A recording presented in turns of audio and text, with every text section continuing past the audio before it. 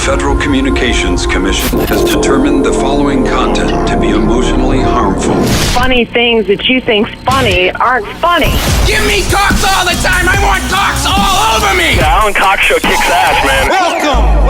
Show me what you got. You're not going to see a lot of cocks on TV. Alan Cox from the Alan Cox Show. I don't know what it's about you, but I can't even stand your voice. You know when he's Mr. Tough Guy when he's standing behind the microphone. I think you're the biggest asshole alive. It's gonna be a great show. Let's kick it. I'll say kick it, and you'll just kick it with a tasty groove, okay? 1, 2, 3, kick it. Kick it, come on. God damn it. Put you one time, kick it. What the? Alan Cox. Here we go. He'll ad-lib. He'll be fine. It's the Alan Cox Show on 100.7 WMMS.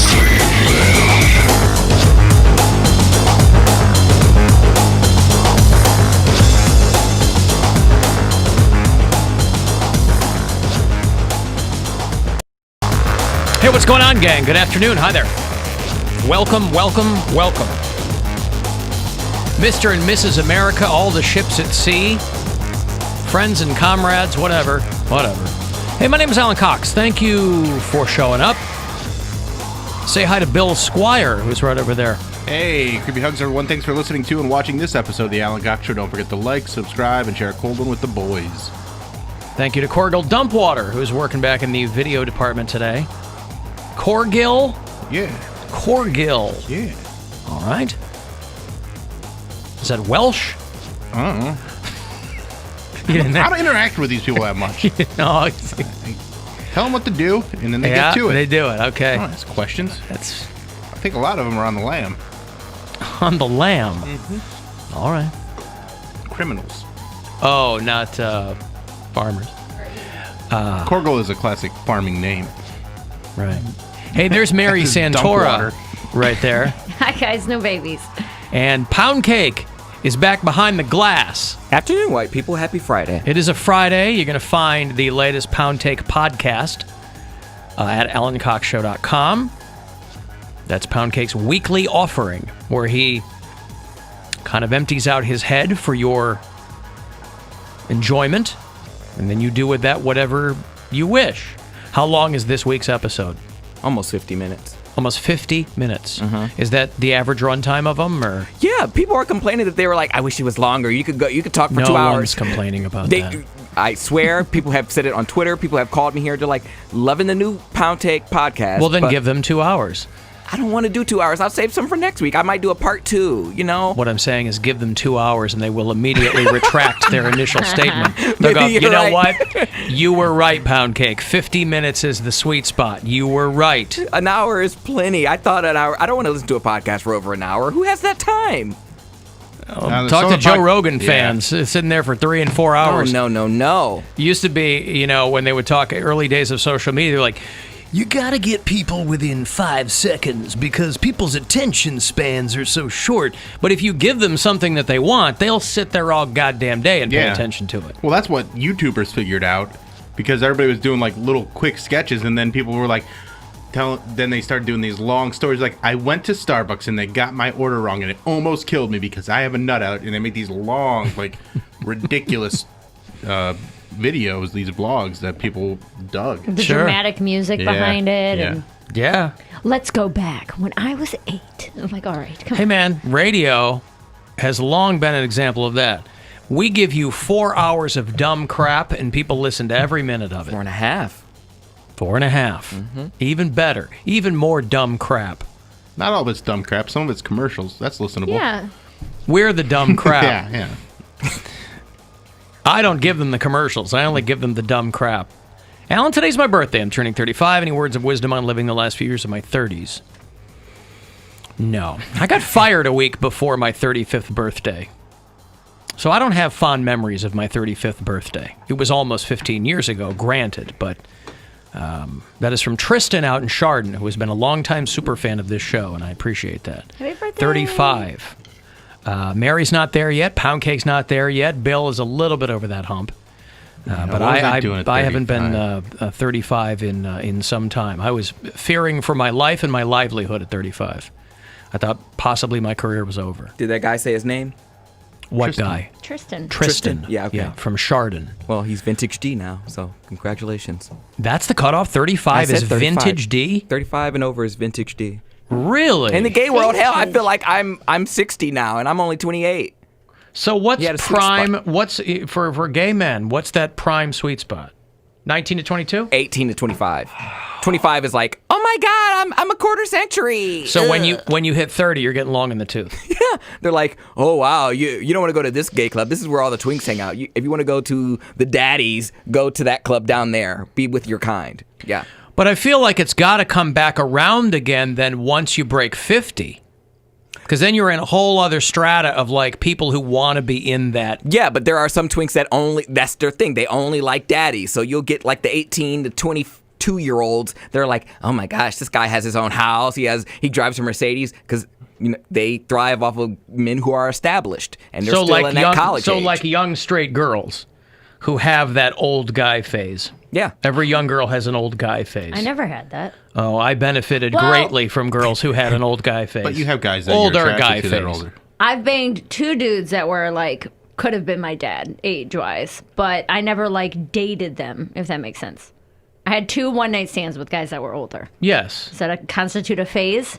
They were that much. I mean, I dated girls considerably younger than me, but I could not have been their dad. I didn't date. No. You hooked up with guys who you said could have been your dad age-wise. 2 separate times. That's one, a big swing. Hold on. One, I was like 22, and he was in his 40s. I don't know exactly where, but he was probably 45 when I was 22. That's what I'm saying. And like then, every young girl has that older guy. It's a phase, it is. though. It was a one-night thing. Every girl dips her toe in that pool. And then when I called off my wedding in 2017, so I was 27, there was another guy who was like in his 40s. Yeah.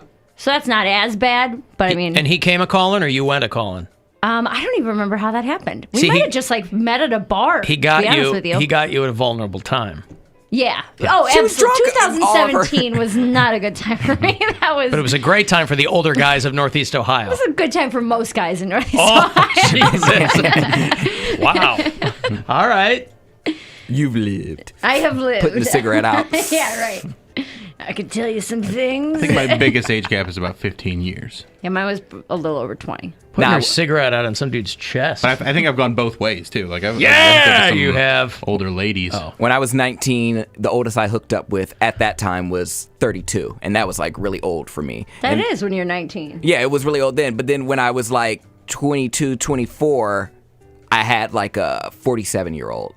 Yeah, that was mine when I was 22. He was like 47, and he was almost 50. And it's like, well, if going out on a date with a guy makes me a slut, then that's just what I'm going to be. I don't think going out on a date makes you a slut, but having sex with different men makes you a slut. Well, what does it make you if you have sex with different women? A slut maker. Greatest answer in all of interview history. What does that make you then? She's trying to turn the tables on him. He knows. He sees it He's coming. answered the question a you bunch of ain't gonna times. stick it to me, Amber Rose. A slut maker. That's right. Who was that she was talking to? Don't know. Some dude. A slut maker. Slut maker. Yeah. Alan, I never got out of my old guy phase. I'm 30 and my husband's 43.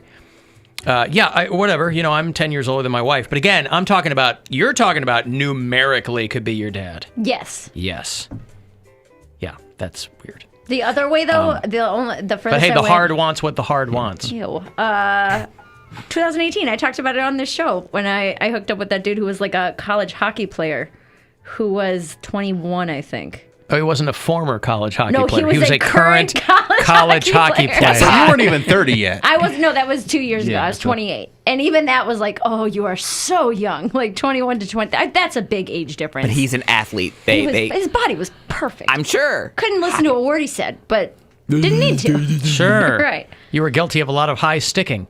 Yes. Oh, boy. Spent some time in my penalty box. Hockey jokes. You didn't give him Hockey jokes. You didn't give him a blue line, did you? Man. He didn't trip over that blue line. Right. And they had a lot in common because Mary also changes her pads after 3 periods. So, hi-oh!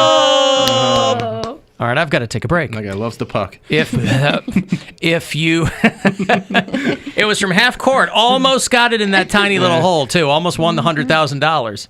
It's not half court on a hockey rink. But Half they put ice? they put the rink in the basketball. right. You get what I'm saying. Okay, another $1,000 for you. Today is the last day to go fund to yourself. So we're down to the wire, but somebody's going to win this money. So I hope you end up with some of it in your grubby little mitts. 2:30 is going to be the next chance to grab $1,000 and to go fund yourself. If you want to join us on the phone, 216-578-1007. 800-348-1007, and you can text 35192.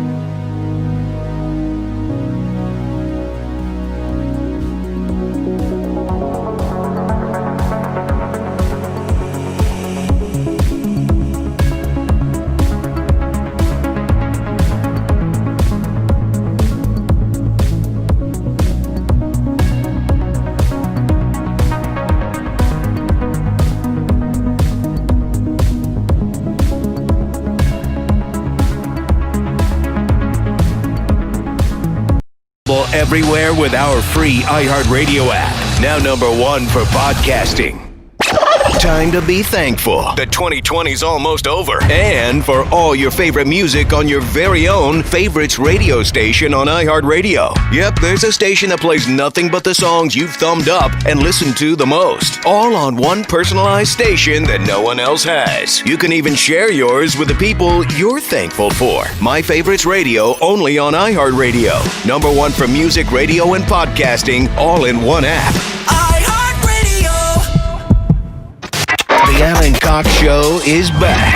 Hi, we're back. Ask Alexa. Ask Google Home. Hell, you can even ask Alan. I could probably get you some information over here. Whatever smart device you have, just tell it to play The Alan Cox Show on iHeartRadio.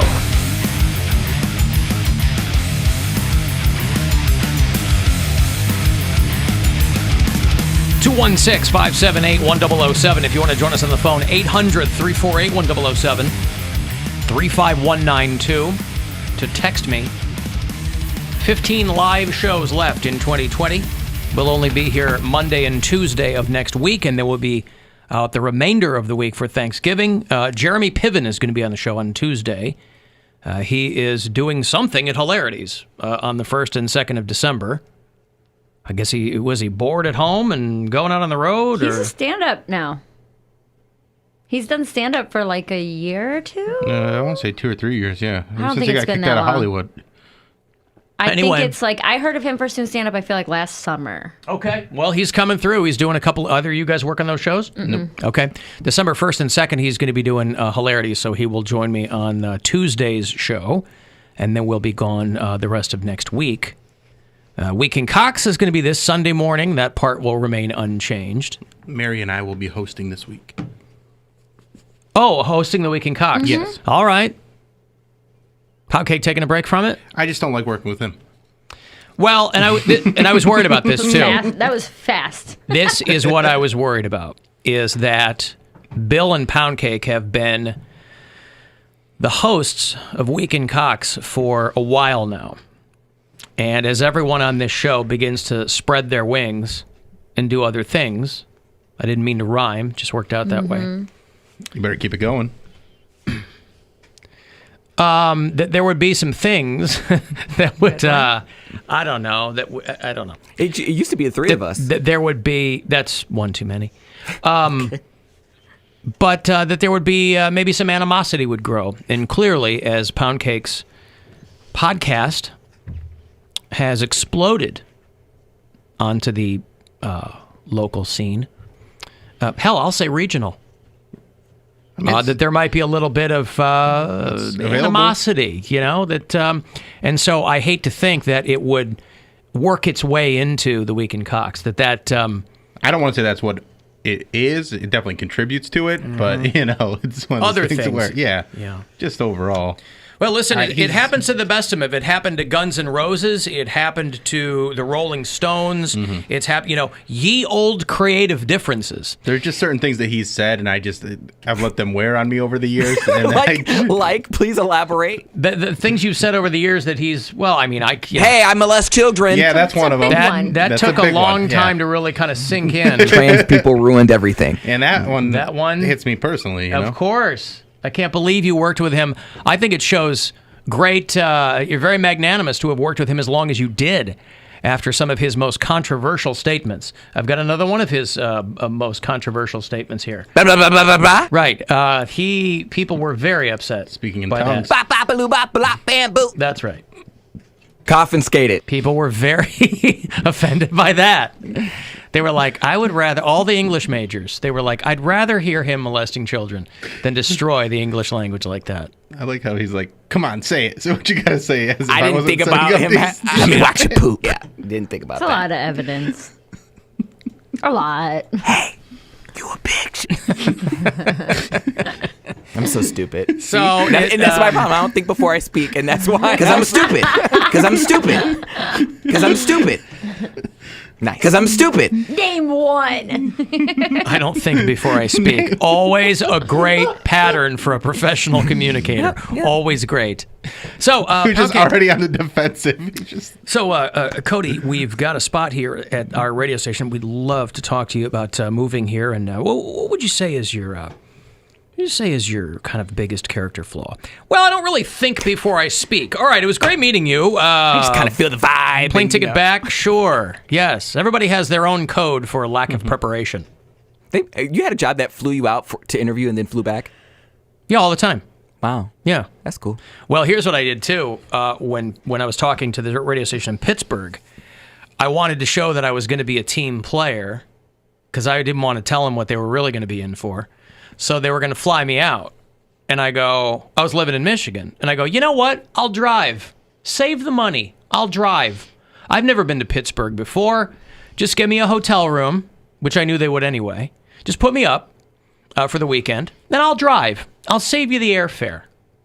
And I think that went a long way. It was down to me and one other guy. And it could very well have been the thing that put me over was me offering to drive. With having one eye on the economics of the situation. It wouldn't have set them back to fly me out, but it showed them that I didn't need any kind of red carpet. Humility. I'll drive my car there. I'm all about the work, man. Yeah. Good for you. Yeah. That's how you got to do it. Cody would say, where's my private jet to come to Pittsburgh? And there's nothing wrong with that.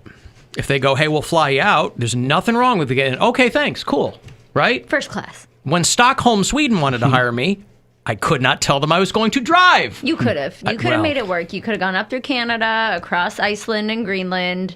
Taking a boat? A boat? Your car can fit on a boat. And then down through, When do you guys need me? Because I can be there in a month.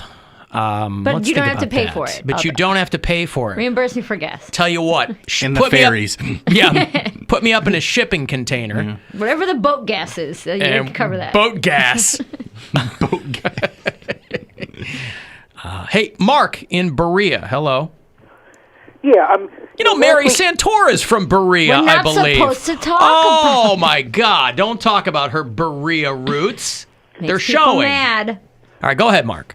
She's the pride of Maria. Anyway, so, last week Bill and Mary fought. Now I hear that Bill and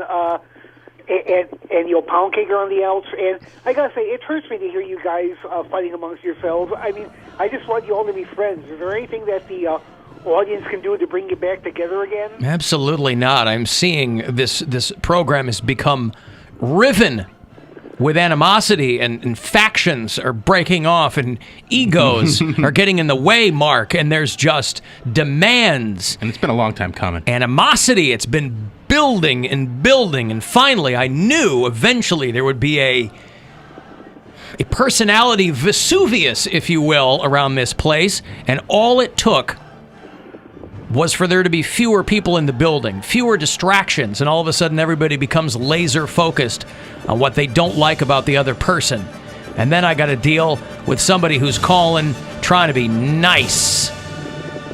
Hey, that's what people want, though. I mean, this caller aside, there's plenty of people that want us to be meaner to each other and fight more to get into that stuff. Yeah, so well, we will disagree with each other. I am not one of those people. I'm not either. If I wanted to hear that, I would listen to Rover. Well, listen, that's the beauty of WMMS is there's something for everybody, Mark. Something for everybody. But yeah, I mean, that's what I like about your show, that you come across as a bunch of friends just sitting around talking about whatever's going on in the world. And that's what great performers we I know. are. We don't That even talk to is each how other. amazing we are at our jobs, Mark. Mark, did you pick up on the bit, though? Hey, Mark, I appreciate the call, pal. Okay, well, all of you have a great Thanksgiving. You too. Be safe. Tell the city of Berea, Ohio, that Mary Santora, even though she's gone on to bigger and better things and wouldn't pee on them if they were on fire, says hello. Alan's words, not mine. Hey, Kara. Hello. Hello. What's going on? I have a story about people dating other people that could be their father. First of all, just so the lawyers know, I asked, how old are you, Kara? I am 12. This isn't a first-person story, is it? Let's proceed with caution, and I'll give you the floor. Okay, where are you calling from, Kara? I'm calling from Medina, Ohio. Medina. You're not calling me. You're not calling from a shipping. Now we got Medina. Next is gonna be Oberlin. You're not calling from a shipping container, are you? No. All right. I just want to make sure that I've got my bases covered. All right, Kara, go ahead. Hi. There's this one family member that I have. He knows a different family member of mine, and they have each other's phone numbers. My sister and my father that are not related, and he even had her phone number before I had my own sister's phone number. Okay, what? Yeah. And I have seen this text together and see how they act towards each other. And it's disgusting. Are you talking, I'm trying to lay this out. Are you talking about a step daughter and a father? No, my own sister and my father, which are not related. Oh, like a half sibling. Yes. Half sibling. Oh, okay, right. So not related is the point that we need to get across here, not right? related. But so it's your half sister and your father. Correct. They have the same mom. Same mom, right? That's correct. The same mother, and it makes you nervous, is what you're saying. Yeah. And how old is your sister? 19, but but she started talking to my father when she was probably 17. Okay, this. I mean, listen, it's weird, and you're right. But again, some people are like, "Hey, if agreed," but some people go with, "If it ain't illegal, ooh, That's all I need to know. If it ain't illegal, that's all I need to know." So you don't like it at all, though. Awkward Thanksgiving. Yeah, right. Whenever I see my sister and my father in the same room, I want to barf. Listen, I don't blame you one bit, Kara. And frankly, so is everybody involved going to be together for Thanksgiving? I feel like this is the perfect year. No. This is the perfect year to try to cop out of some stuff because of COVID. And though you're 12, you probably wouldn't have any control over that anyway. You got to go where you're told to go, yeah? True. I'd probably just say, hey, I can't go around other people 6 feet. And that's right. That's right. Even if he invites her to Thanksgiving, I'll just blame it on COVID, saying I have COVID just to get out of it. So, Kara, you don't live with your half-sister, correct? No, she's moved out. She's moved out, okay? To, hang out with your dad? I feel like this is a family discussion that they've had, and he's calling in the vent. True. Oh, so your whole family knows about this, then? Part of my family knows about it. Most of my family is disgusted, disturbed. But has anything happened? Doesn't listen to anybody. But it sounds like what you've seen is just kind of something that just looks weird. Is there an implication that something's actually happening? Yes, my sister has a history of dating older men. She's got a dad complex. What are your mom's thoughts on this? My mom is disgusted, disturbed. She doesn't like it at all. But your sister's 19, so nothing she can do about it. She doesn't. My sister doesn't have any respect for my mother. Man, that sucks. So could she be doing it? Could she be doing it just to get get a rise? Get a rise. That's a yeah. Probably. Yeah. I have no saying that couldn't be happening. What does your dad look like, though? Is he handsome? What? I'm just asking. Poundcake brings up, and for once, Poundcake brings up a great scenario here. Is there a way that we could possibly point him to Poundcake and thereby vex your half-sister? My father, he's bearded. Okay. Kind of tall, but kind of short. And he's bearded and short. Sounds like a real looker. No wonder your sister's all into him. What does he do for a living? Is he wealthy? No. Oh, no. So she's clearly just trying to get back at somebody. Yeah. Then. She's trying to stick it to jail for 6 months for my father. He got out, and now he's fat, disgusting, and Oh, it sounds like everybody's in really good shape. out there, Yeah. psychologically and emotionally. And do you have friends, though, Kara? Like, are you in good shape at least? Somewhat. I'm trying to stay out of a mental facility right now. Stay out of a mental facility? Yeah, I've been put in a mental facility before for my mental health. At 12 or prior to? Prior to 12. And what's going on with you?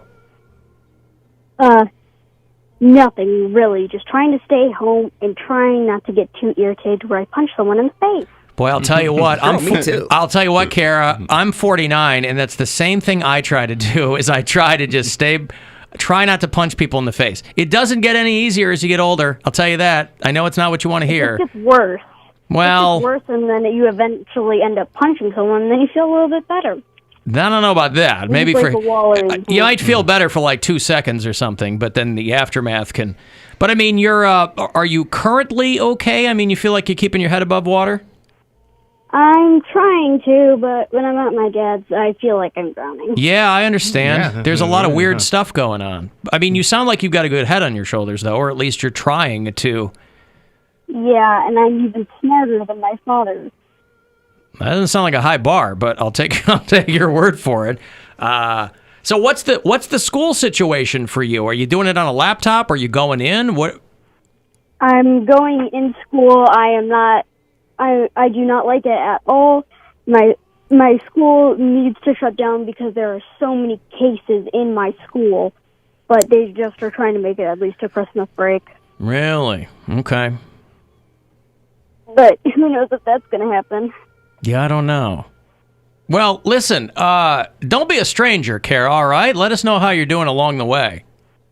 Okay. And I hope that everything with your sister and your dad, I hope that somebody gets tired of the other one.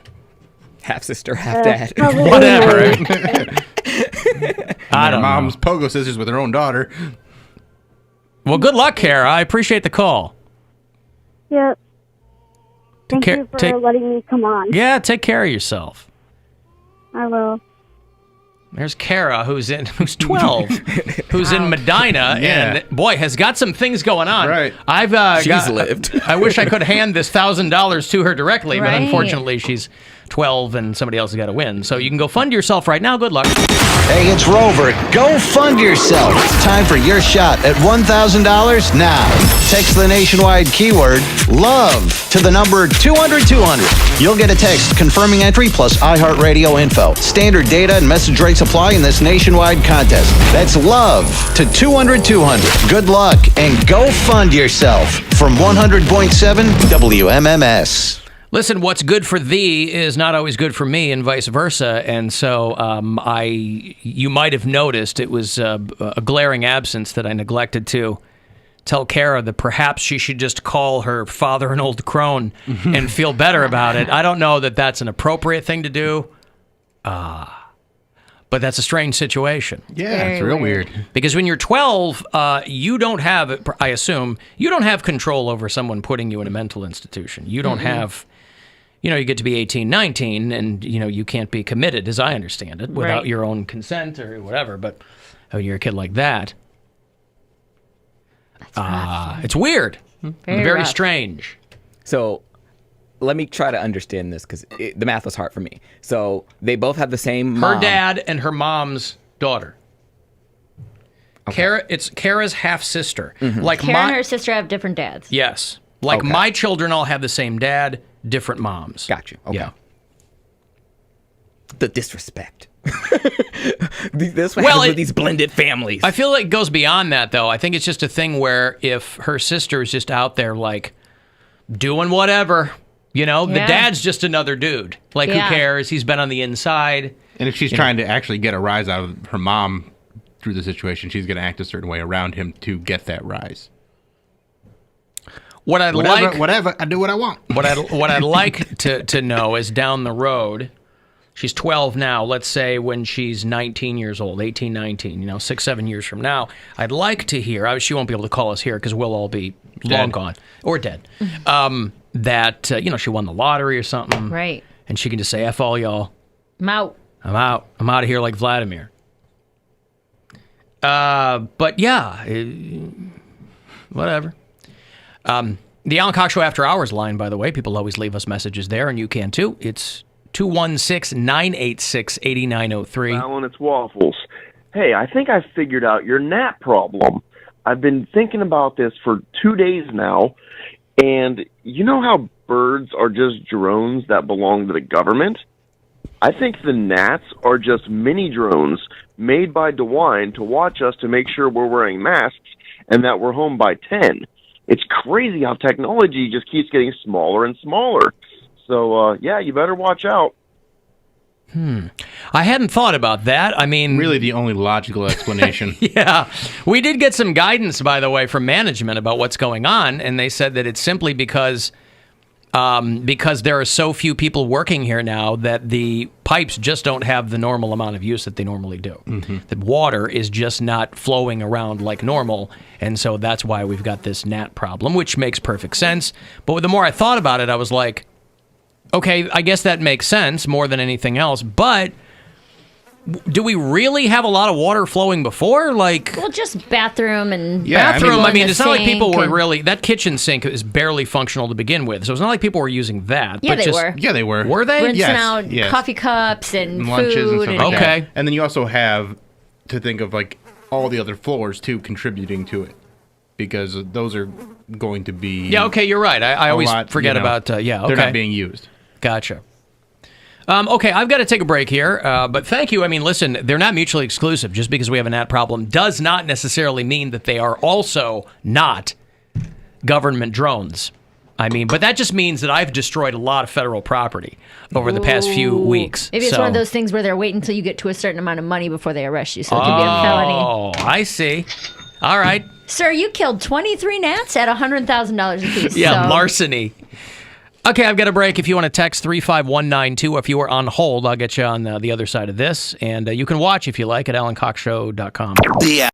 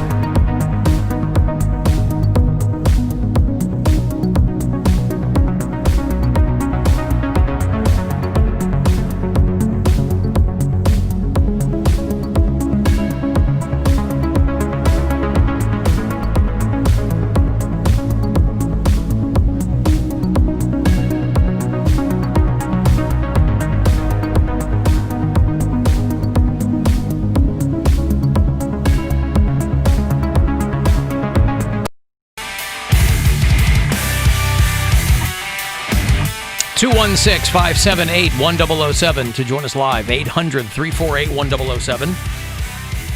35192 if you want to send me a text.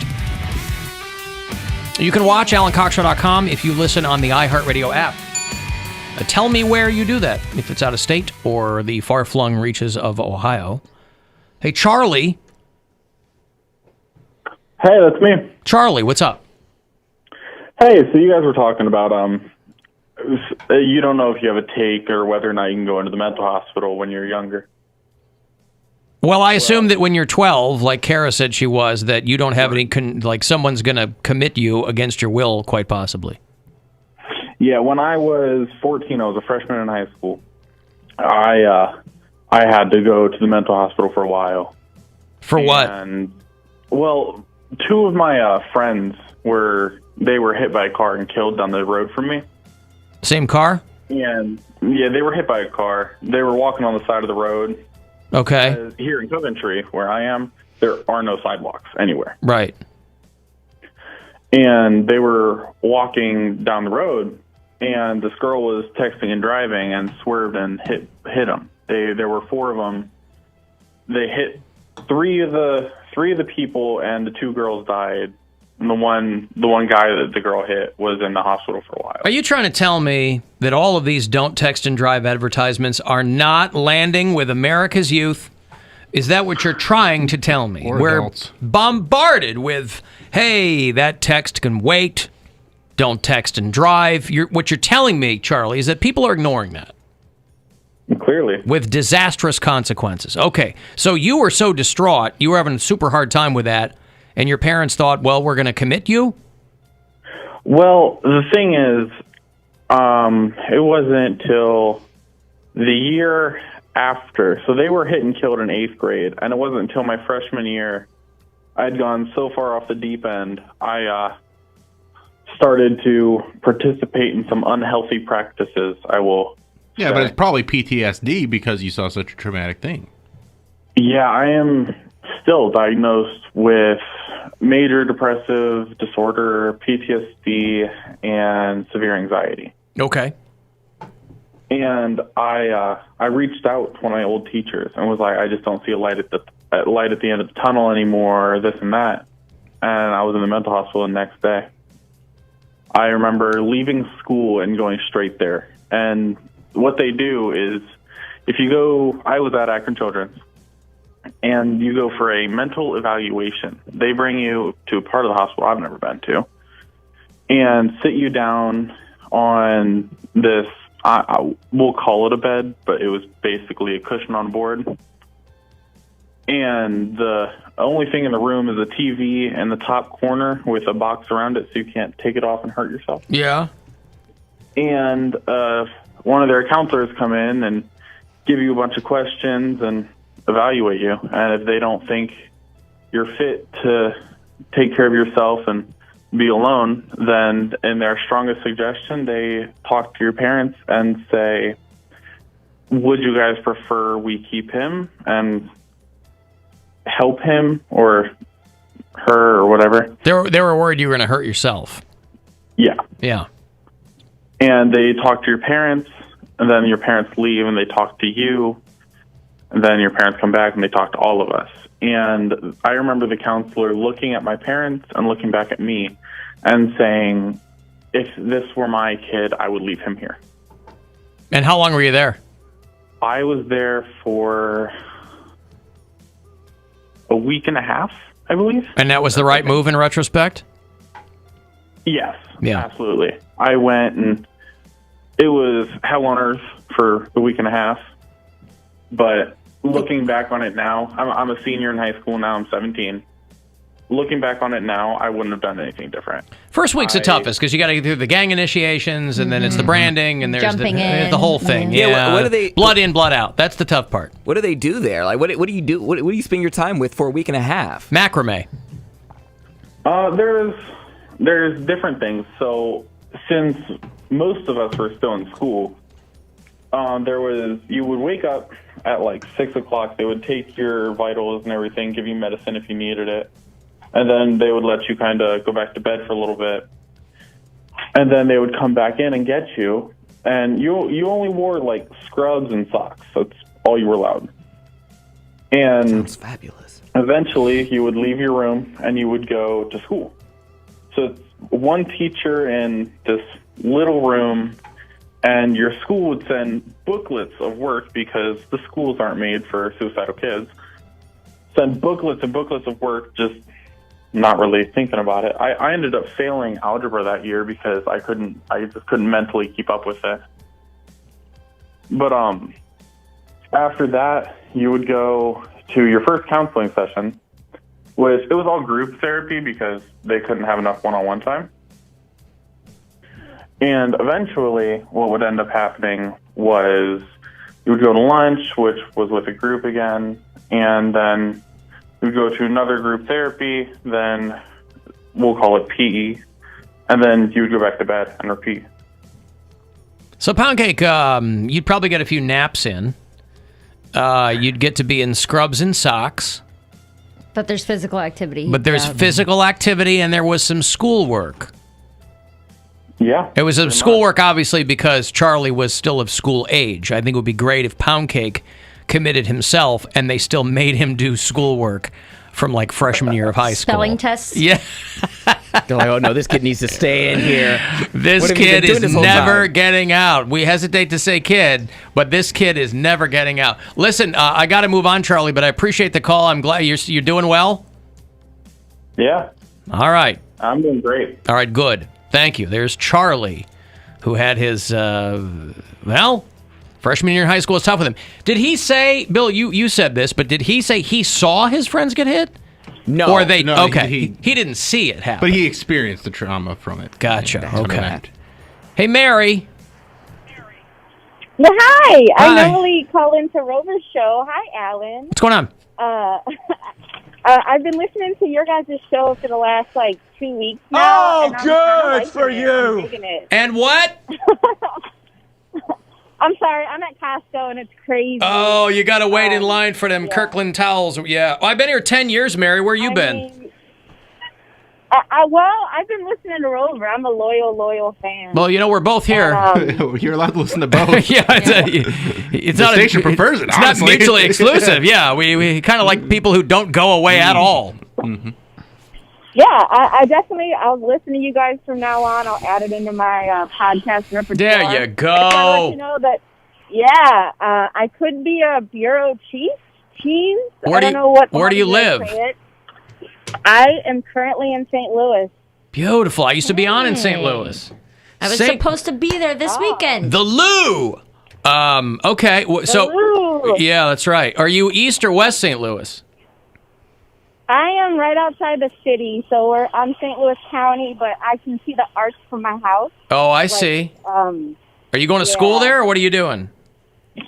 I'm a mom. My son goes to school, and I just got off work. I work retail, and there's not too much exciting about me, really. She confused me because when I picked up the phone, she was like, is this Cody Brown? I was like, oh my gosh, is this like a high school classmate of mine or something? I was like, bitch, do I know you? She's like, I'm a new listener. I'm like, oh, okay, you're new here. And then he was immediately sorry that he said, bitch, do I know you? I didn't say that. I just was confused as to why she was giving out my government. Actually, that's how I would like you to start answering the show phones all the time. Alan Cox Show, bitch, do I know you?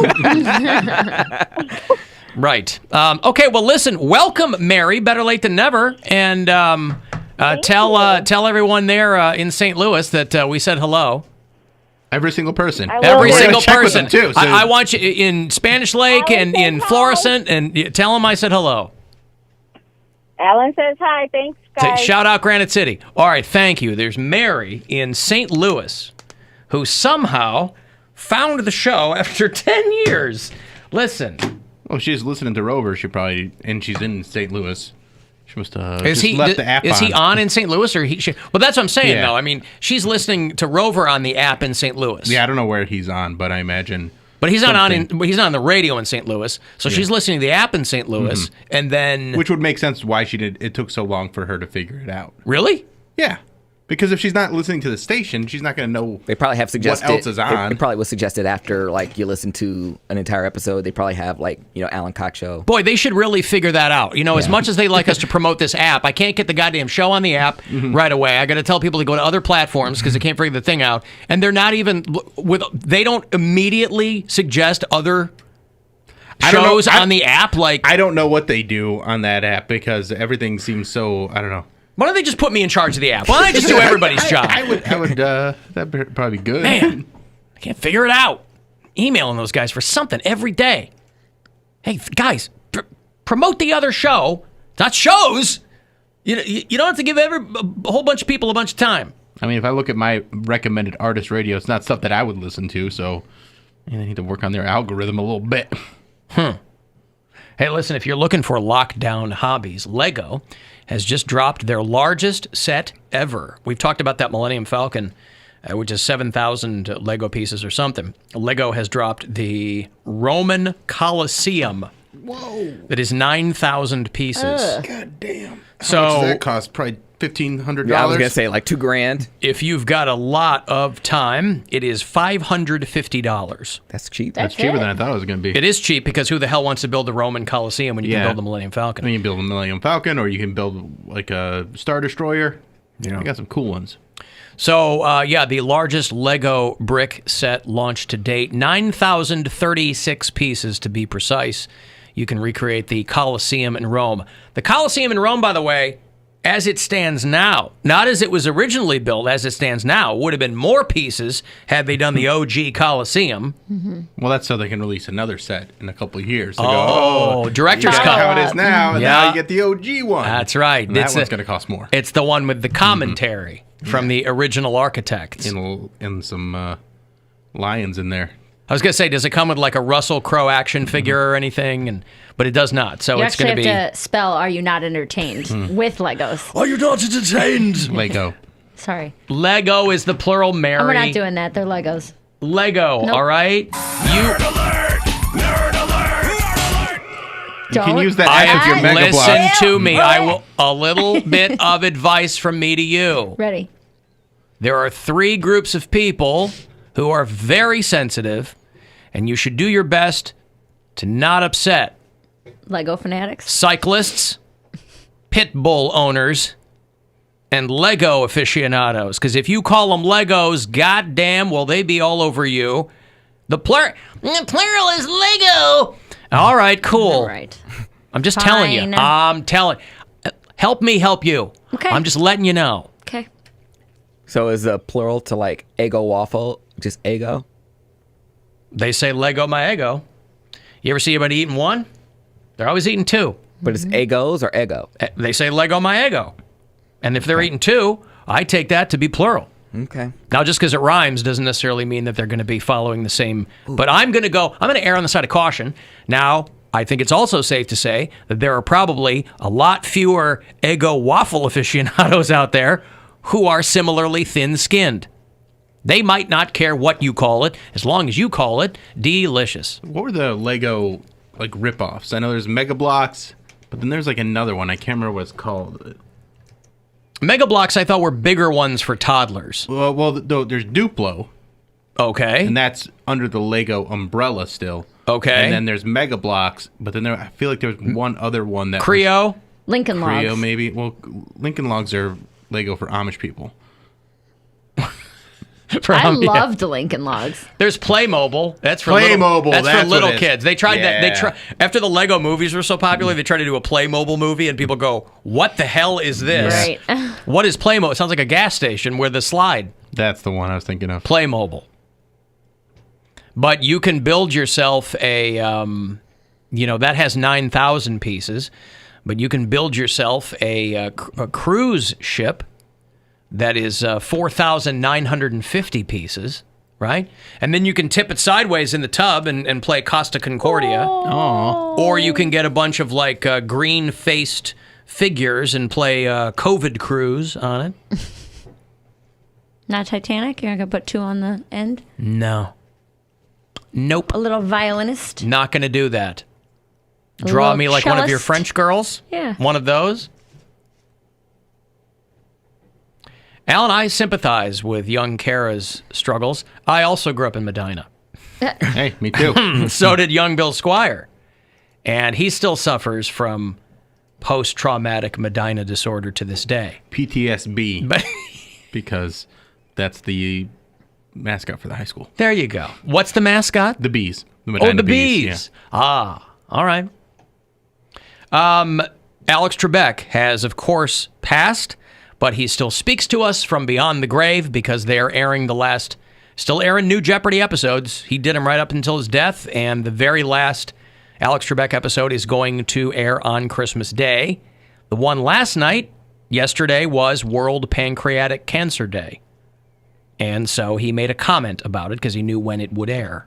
Before we get into today's match, a word about today. Today is World Pancreatic Cancer Day. And if you or anyone you know has developed some of the symptoms that I have talked about in the past, then by all means, get to a doctor. Get yourself tested. I want you to be safe. This is a terrible, terrible disease. Well, he sounds worn down in those last handful of episodes. I was watching a little bit of Wheel of Fortune last night. I've never been like an avid Wheel of Fortune fan, but I feel like they've really gotten away from the wheel, and I don't appreciate it. They have to spin it every time. No, they don't. They have like rounds where they're just putting the puzzle up there, and they Oh, spin really? it once. There's the speed round at the beginning of like the commercial breaks. You come back and then they do that to see whose turn it is. I feel like I always watched Wheel of Fortune. I never watched it. I feel like lately, though, past couple of years, it's really benefited from supercuts of people screwing up the puzzle. Yeah. There was just one the other day about this guy who got a hard on and jumped the gun and got it wrong. I feel like other than that, I don't pay attention to Wheel of Fortune. When I was a kid, you had to buy things on the stage. If you go way back to 80s Wheel of Fortune, they'd go, all right, you got $9,000. And then they would pull these curtains back, and they had all this dumb crap that you had to use. It was like a Wally World bucks or something. You had to use your money on the stuff on the stage. So you're didn't get money. Okay. Well, you had money, but then you'd use it for merchandise. But no, you didn't leave with money. They didn't just write you a check for $9,000. I think you're right. Yeah, you had to get prizes. Wow. So you'd be like, okay, I'll take the refrigerator, and then Chuck Woolery, whoever preceded Pat Sajak, would be like, okay, you have $450 left. It's like the ticket counter at Chuck E. Cheese. It's exactly like that. You're like, okay, I guess I'll get the pixie stick for 50 tickets. Yeah. One of those jumping frogs, you press its butt. How about a sticky hand? So old school, I don't know when they switched over where they were just like, screw it, let's give them cars and trips. That's what people want. But you used to have to buy their stuff that advertisers had given them, like promotional support items. So you'd be like, okay, I'll take that go-kart. I guess. Some old guy having to buy a go-kart. He's like, I don't have grandkids, but I guess I'll take the stupid go-kart. So old school Wheel of Fortune was the best. Because I never saw that kind of. I just noticed that they weren't using the wheel as much as I would like. That's my favorite part. I like when it's spinning. You never know what's going to land on. Maybe it's going to be bankrupt. You don't know. You just don't know. And that's all I want. Is I want more wheel. I want some fortune. But there's a lot of Pat Sajak, and I'm like, Pat, I don't even know if we need you anymore. We could have Alexa be doing your job. Right. Vanna, as long as she's kept her job, spinning them stupid letters. Right. Spin the wheel. I feel like they have to spin the wheel every turn. I haven't watched it in a long time. The way I was watching it last night, there was like a whole segment where they might not be touching it. They're not spinning the wheel. What are they doing? They weren't spinning. They were just trying to solve the puzzle. It's like like you said, the quick round where they're trying to, like the letters just appear, then you have to guess.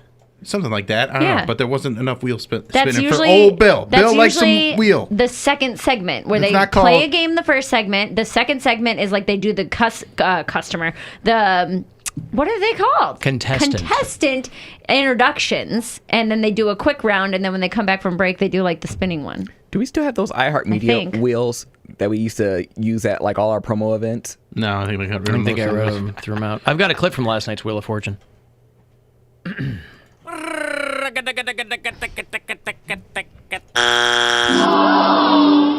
be honest, I don't even need the puzzles. I would just watch the wheel spin for 25 minutes.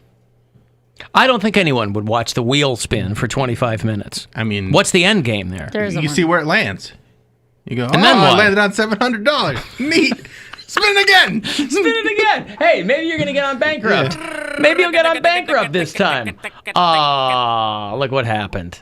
That sounds like a good How have they not spun that off? If It's you'll pardon the called pun. roulette. They do this at casinos. It's in James Bond movies. Yes. Oh, I see. Right. All those inveterate gamblers. 19. Look at that. Yeah. That's fun. You just Just stand sounds there calming. and watch it all day. I bet there's got to be like a YouTube channel where it's just the wheel spinning endlessly. I don't think so. You can probably watch like a live stream roulette thing somewhere, or you don't have Overhead to gamble, camera. Right? Always bet on black. But the roulette table is not as colorful. I like Black, the, red, green. Yeah, what else that's do you three need? colors.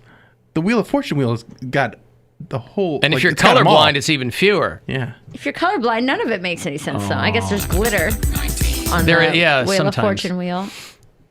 Yeah, it's got some glittery ones. Ooh, that's fun. Anyway, there's a lot to think about there. I'm got gonna to take make a you a wheel for Christmas. gotta that you take can a just break. Spin at your house. You used to get Wheel of Fortune the home game. Yeah, Find right. that on eBay and give them a copy of that. Break here if you want to send a text 35192 AlanCoxShow.com to watch, and you can listen anywhere on the iHeart Radio app. It's the Alan Cox Show on 100.7 Double.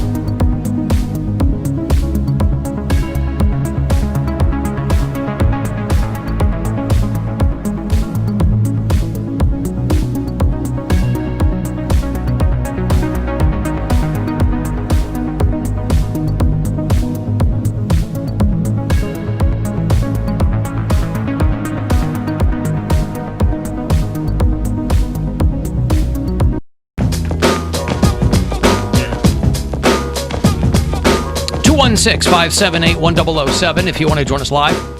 800-348-1007. 35192. Terry the Goat got her first win last night, Thursday Night Football. She picked the Seahawks over the Cardinals, and that is what happened. So she's off to a good start for Week 11. 9 more games to go, including the Browns game and including Monday Night Football. We're only here Monday and Tuesday of next week, and then the remainder of the week we'll be doing nothing.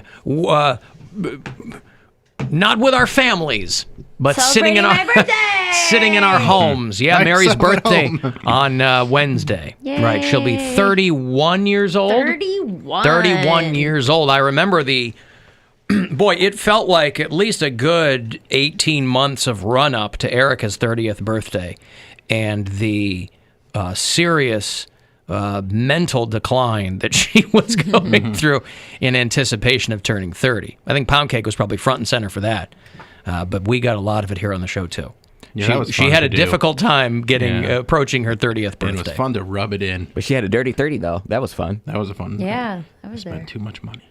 I didn't go to that. I think I blacked out that night. That was the night where you just got like quiet and just like were like you were. But you know what? I'm drunk when everybody showed up around 10:30, 11 o'clock. And I'm proud of myself because I still got myself home. Like I knew how. You're an early drunk. No, I was a long drunk. Like I started probably really early. Yeah, that's what I just said. We had that escape room. Yes. And then I got drunk. Oh, right. That's when my car got towed. Yeah. Right. So that was the same. That's why I didn't go to the thing. So I had to head out of town, and then my car got towed. Because I think you guys went to dinner afterwards. I thought it was before. No, we were dressed. We were dressed to go to dinner. We went to the escape room. We went to the escape room first, and then because we left the show, remember? That's right. Okay. We left the show, went directly to the escape room. Then we went to dinner, and then we went to Erica's birthday. Yeah. So I was like, I'm like, okay, give me shots of whatever at dinner. Shots at dinner. We were doing like shots. It was her birthday, so we did a cheers. Understood. Right, because by the time I got to Magnolia, you were already pretty faded. And people, and like, I didn't even have to buy the liquor. People were buying me drinks. And you know, the cheap person, I can't turn down a free drink. Like, I just can't. Nor should you. And so they were like, I know what you want, vodka cran. I knew everybody at Magnolia. So they're like, we already know what you want. Just whatever, we'll bring it to you. So I was like, okay. And so, yeah, I got drunk really fast. So sorry. I'd say you have to apologize. It's not like you were saying Alan being bad or anything like that. It was just you were drunk. Yeah, so like after a certain point, I was just sitting there. I'm like swaying to the music. I'm just like, you know what, bitch? I know my limit, and I know if one more sway, it might be projectile vomit. One more sway. And so I was like, let me get my Uber, and I did a Irish goodbye. I don't even think I said like goodbye to anyone. I think I just got up and left because I didn't want people. Oh, one more shot, or you got to stay for this song.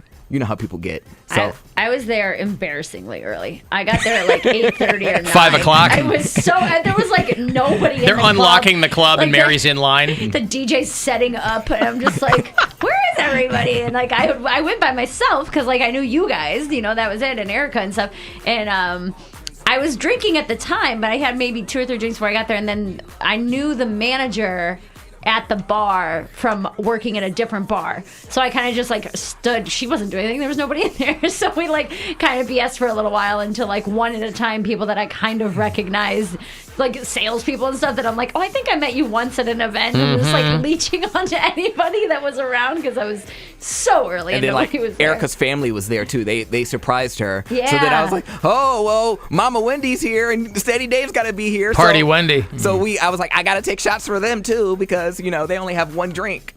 So stupid. You had to take shots for them. Yeah. Okay. We did. Hey, you're a goer. That's good. Embarrassingly bad in that escape room, Alan and I. We did. It was awful. It was real bad. We did well.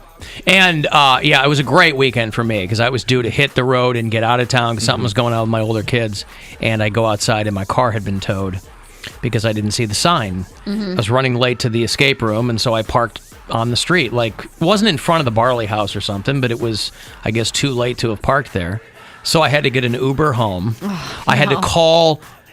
There are no signs that tell you, like, here's the number for the impound. You know, at home, when I go home, if you get towed, there's a sign right there that says, here's the impound yard. You got to call. There are no signs where I was. So I'm calling. I walked up to a squad car. White privilege. Walked right up to the driver's side of Cleveland police. And I go, hey, my car's not here. I don't know who to call. And the guy's looking at me like, all right. Yeah, what do you want me to do? Well, I'm like, you're law enforcement. You have a number in your Rolodex in the car or something for the impound lot? So I take an Uber home. I got to go back down by the steel yard to get my car the next day. And what a crock of poop. I'm pretty sure, if I'm remembering correctly, if this was the exact time, I'm pretty sure you had to jump my car on the way to the escape room. Because I think my car stalled or something. Like, I'm serious.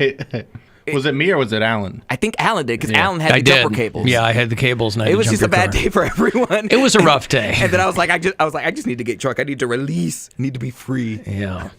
Hey, Ellen. Yes. Hi, what's up? Hey, I remember watching Wheel of Fortune when I was a kid. Yeah. And people would run out to that last like $200, and then they'd have that big, huge dog, like a Dalmatian dog, like Joey had in his apartment. They would always end up going, I'll take the ceramic Dalmatian and then the rest in gift certificates. Right. Yeah, they always had this And my stupid. birthday- I'm like, who was the ceramic Dalmatian company that was helping to sponsor Wheel of Fortune? But was there more wheel back It then? was always there. It was always there, and the wheel was enormous. Yeah.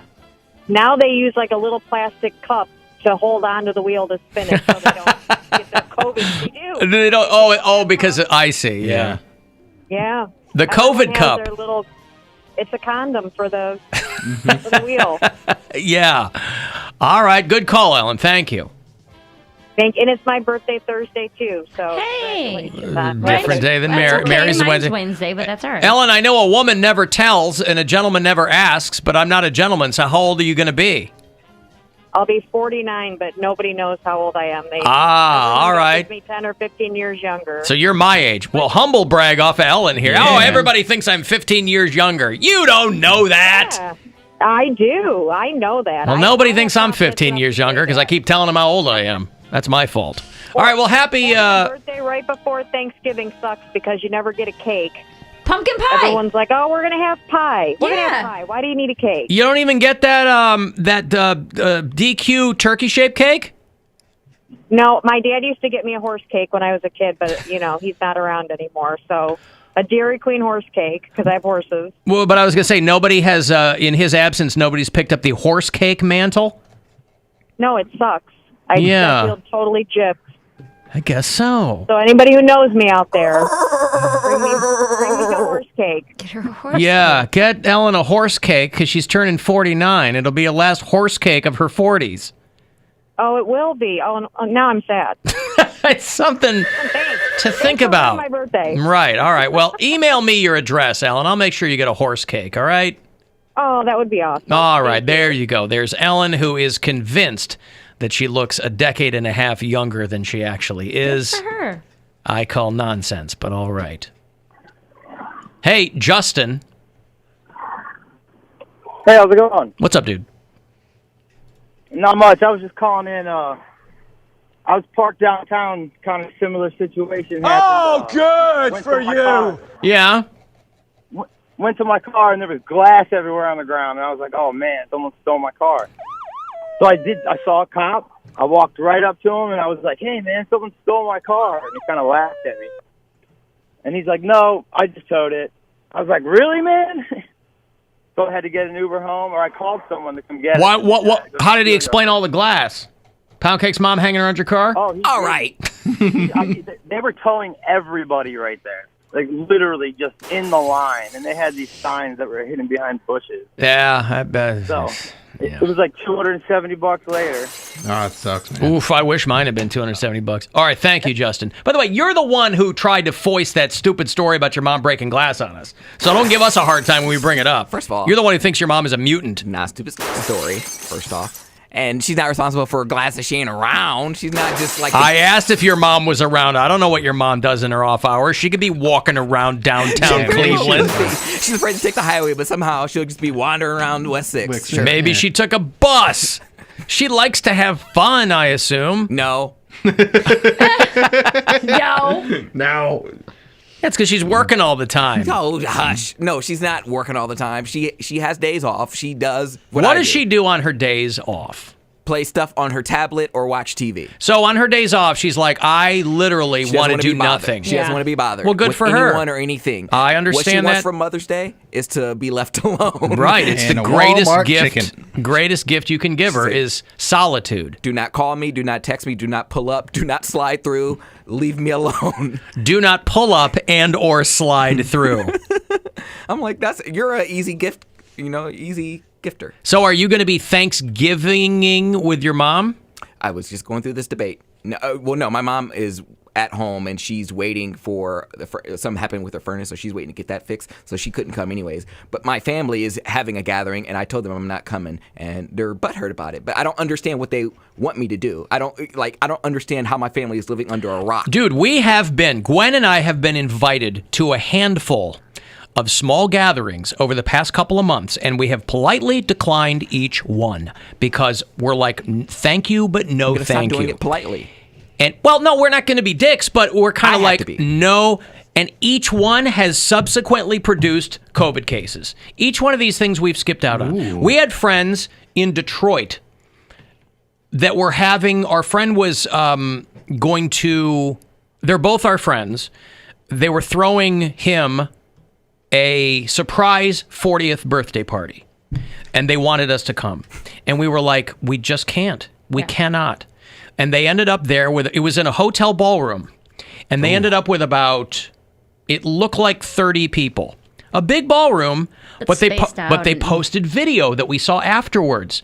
Not a mask in the place. Nope. And now a handful of them have COVID.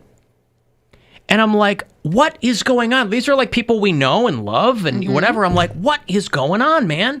They're trying to just don't go. Like, it's not, why would you? So whatever. But it's like, there's been a couple of occasions where we have been invited to things and we're like, nope. And then people are and then we hear through the grapevine, oh, so-and-so's positive. We're like, yeah. I think my family has like... What do you think's going on? The strongman mentality, because the majority of my family... stop. No, I'm saying, but the majority of my family works in the medical field, and they're like, listen, we see COVID every day. We're on the front lines. Like, I was like, okay, you chose that profession. Don't be trying to come up here and mess up my stuff. Like, right, but if I they're need my little job. But if they're in the front lines, they think what? That makes them immune? You would think they'd be the ones ringing the bell and going, "Stay home." They are in the camp of everyone is eventually going to get it. But that's not true.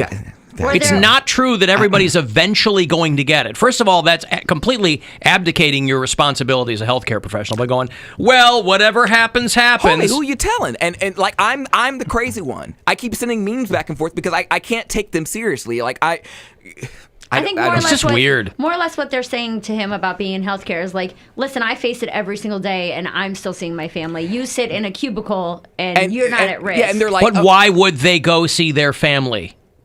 Well, they're I understand people want they to. Want me to go to their household. I haven't seen my kids. I have actual kids I haven't seen. Like, everybody wants to, but... And they're like shaming me for it. We're not gonna make any headway, man, if, you know. Yeah, they're like shaming me. They're like, oh, well, maybe we'll see you at Christmas. I'm like, maybe not. I like Christmas. Maybe we'll see you at Christmas. I was like, maybe not. I don't care. It's the new Festivus. Mm-hmm. As you said, Alan, this white man holiday. I'm like, it's dinner. It's literally dinner. What did I call a white man holiday? Thanksgiving. I called it yesterday. I called Thanksgiving a white man? I don't think that. No. Yeah, white man holiday. When did I say that? You said it the other day.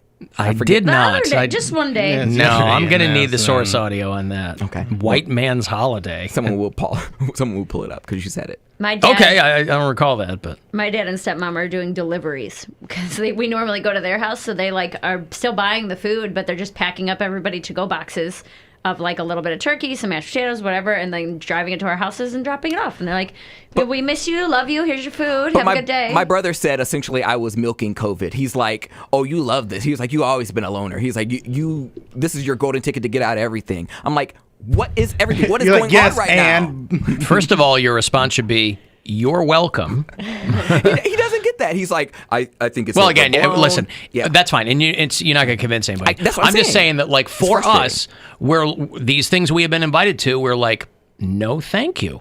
Thank you, but no, thank you. We can't miss you guys. Would love to see you, especially for... Listen, Thanksgiving, like... I guess I get what people want to do. It's food. But if you're like just throwing a party for someone, like you don't have to do that, man. Yeah. You don't have to throw a surprise 40th birthday party. Surprise! You got COVID. I mean, whatever. That doesn't mean you're going to die from it. Are the people getting it at the parties or like Who testing knows? positive within the 2 weeks of it? Like, if they did. Well, there's- Who knows? But it can't help. I think there's a lot of people like saying things like, "Oh, I haven't really done anything," but they're actually doing a lot of things and interacting with a lot of people. So that makes the contact tracing a lot more difficult, and then it puts other people that aren't doing things at risk. So, Well, ever since I we was got that also- email from that guy, I've tightened up my circle for sure. When I posted that video on Monday or whatever it was, I've been doing a ton of research and all these things, and there's like respected health websites and things like that are saying, hey, it's super common. You could get it at the grocery store now with the rate of public spread now. Yeah. That it's likely that it's going to be impossible to trace. It could be from an event, but people who are staying home and are being careful are still getting it. But also, I understand what you're saying, that it's way more likely if you're putting yourself around Also, people. I don't totally want get to it. give it to someone else. because they're saying that these spreader events are these small events. They're not really schools. There's a real data-wise, there's a good case to be made for having kids in school. It's just not a huge spreader, right? Mm-hmm. Bars and restaurants, spreaders. Small gatherings, spreaders. That's why this curfew is so weird, because it's just going to push people. People are like, let's keep partying, but we got to leave the bar. Let's Yeah. go to your living room or whatever. And then I read that cats. Don't look at me. You have a cat. She doesn't go anywhere. Cats are asymptomatic carriers of COVID. Where would she get COVID from? She's an indoor cat. Where all cats are indoor cats. No, These they're people. not. Oh, come on. They're not. Lots of people have outdoor cats that they literally go around and come back in to eat or sleep or whatever. Please explain to me where my cat would get COVID. I don't know what your cat's you. doing while you're at work. What? The doors are locked and I don't know closed. what your cat's doing. I don't trust cats as far as I can throw them, and I can throw them really far. They're hard to throw. They're not hard to They're throw. wobbly and No. their legs move. You get your shoulder into it. My cat is not carrying. If anything, I would have given it to her. She doesn't go anywhere or do anything. Cats are efficiently spreading coronavirus to other cats. They have to figure out if they can spread it to other animals and humans. How do you figure that out? Well, they just did a huge study. they're Kansas asymptomatic. State University. Domestic cats can be asymptomatic carriers of coronavirus, but pigs are unlikely to be significant carriers. So, get yourself a pig. I think that, if I'm reading this correctly, and I think that I think am, that's what they're Mostly saying. ham. trade I am a out ham your fan. cat for a pig. It's a much smarter animal. It's more cuddly. There are 95 million house cats in the United States and about 60 million to 100 million feral cats. That's Will Ferrell, not just the cats that are out He's in a the big, philanthropist. big.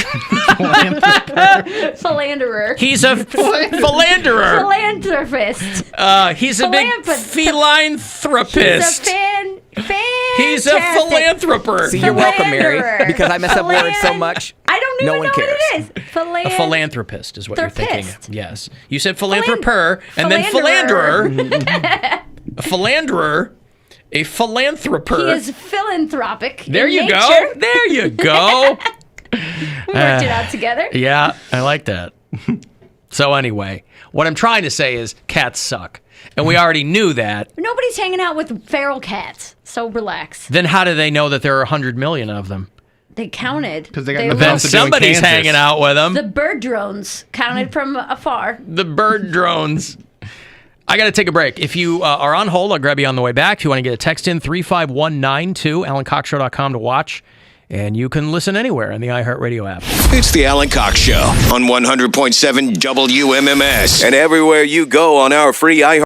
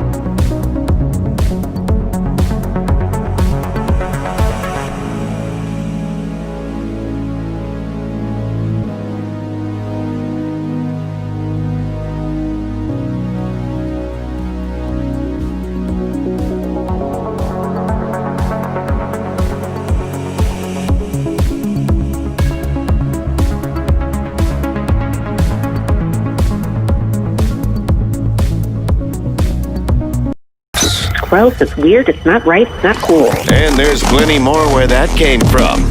Back to the Alan Cox Show on 100.7 WMMS.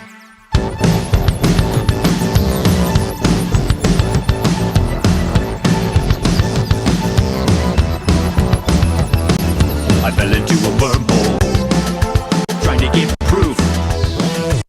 I found that there's a control, alternate truth. Some say the world is round, but it's just no use. We have a wall of ice that's encompassing you. I've never had a problem dissecting the math. It's all a bunch of science created by the ruling class. Put us in a bubble, to put us on a grid. It was just a day trip, that Columbus did.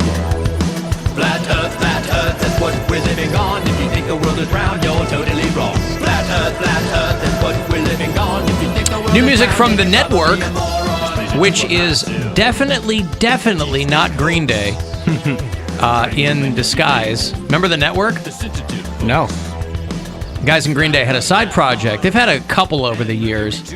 They had one called The Network about 15 years ago where they were kind of doing a Devo Kraftwerk type thing. And it's straight cool. It's Mike Dirnt, it's Billy Joe Armstrong, but they have like masks on and they're doing this clearly kind of weird thing. The new album is called Trans Am. It is 4 songs. It is 10 minutes long. Jeez. This song's called Flat Earth. This is my favorite one on the... That's fun. The other ones are Trans Am, Fentanyl, and Ivanka is a Nazi. But it's been a long time since The Network, who again are not Green Day, have put out new music. So the upcoming full length is called Money Money 2020 Part 2, I Told You So. That's going to be out on December the 4th. So it's very exciting. They go under the names Snoo, Flink, and Z. And the band also includes Captain Underpants, Van Gogh, and Balducci, as it is a sextet. But, you know, if you're a fan of that type stuff, my defunct electro clash band, Stinkenhosen, we used to do that kind of stuff too. And I feel like in the interim, even if we were doing new music, I feel like we could lay down our swords because we were just trying to fill the void at the time that had been left by the network. But 15 years later... boy, all kinds of great music are coming out of coronavirus times. Artists at home, bored, they've got the equipment, they've got the inclination. Vin Diesel. Their brains are positively mossy with new ideas. I'm not even hating on Vin Diesel. I'm saying that's new music that's come out. New music from Vin Diesel. Wasn't the worst thing I ever heard. Doesn't Shaq call himself DJ Diesel? Yes. He was Shaq Diesel, I thought. He's DJ Diesel. I saw him play at the All-Star Game after party at Forward last summer. Wow. Was he dazzling? He's huge. Like, it's just, Really? I I've didn't never know. seen a person that big in real life, though, is what I'm saying. Like, I've never been... You can't really wrap your mind around it until you see it in person. Right. I'm like Yeah. standing up. He's in the DJ booth, and I'm standing up behind him dancing, and we're the same height. Mhm. Like, I'm up on, like, a platform. But he's not even just tall. And he's He's just so huge. Yeah. Wide.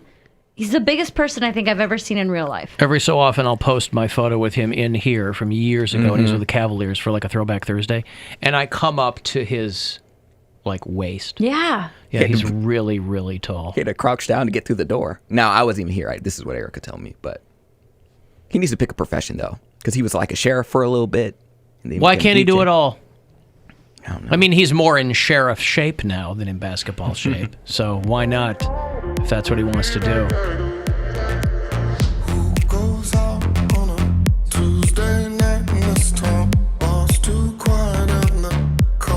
This isn't Shaq Diesel.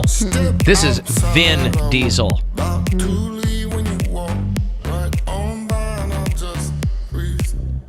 He's got that, I got a frog in my throat and I don't care who knows it kind Groot. of thing. I am Groot, baby.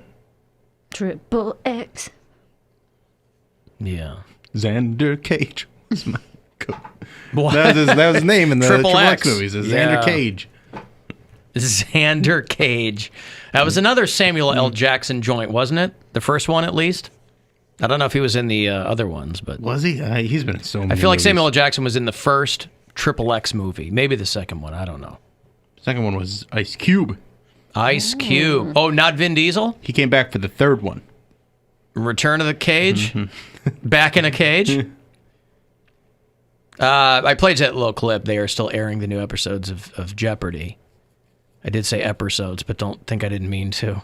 And a 70-year-old guy in Arizona credits Alex Trebek with saving his life for talking about pancreatic cancer because he caught it in himself.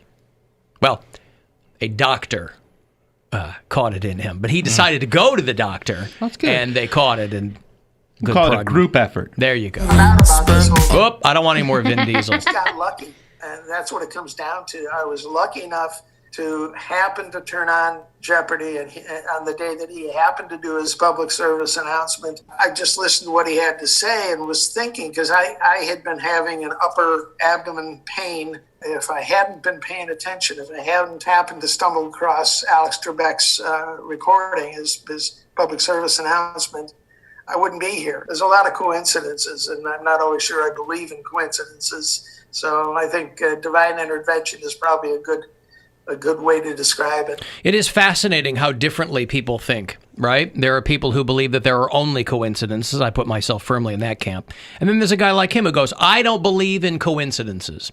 This was divine intervention. Obviously, that opinion, much more egotistical. Nevertheless, whatever gets you through the night. But imagine if Vin Diesel music were able to eradicate pancreatic cancer. Think about that. What if whatever? Not worth it. What if?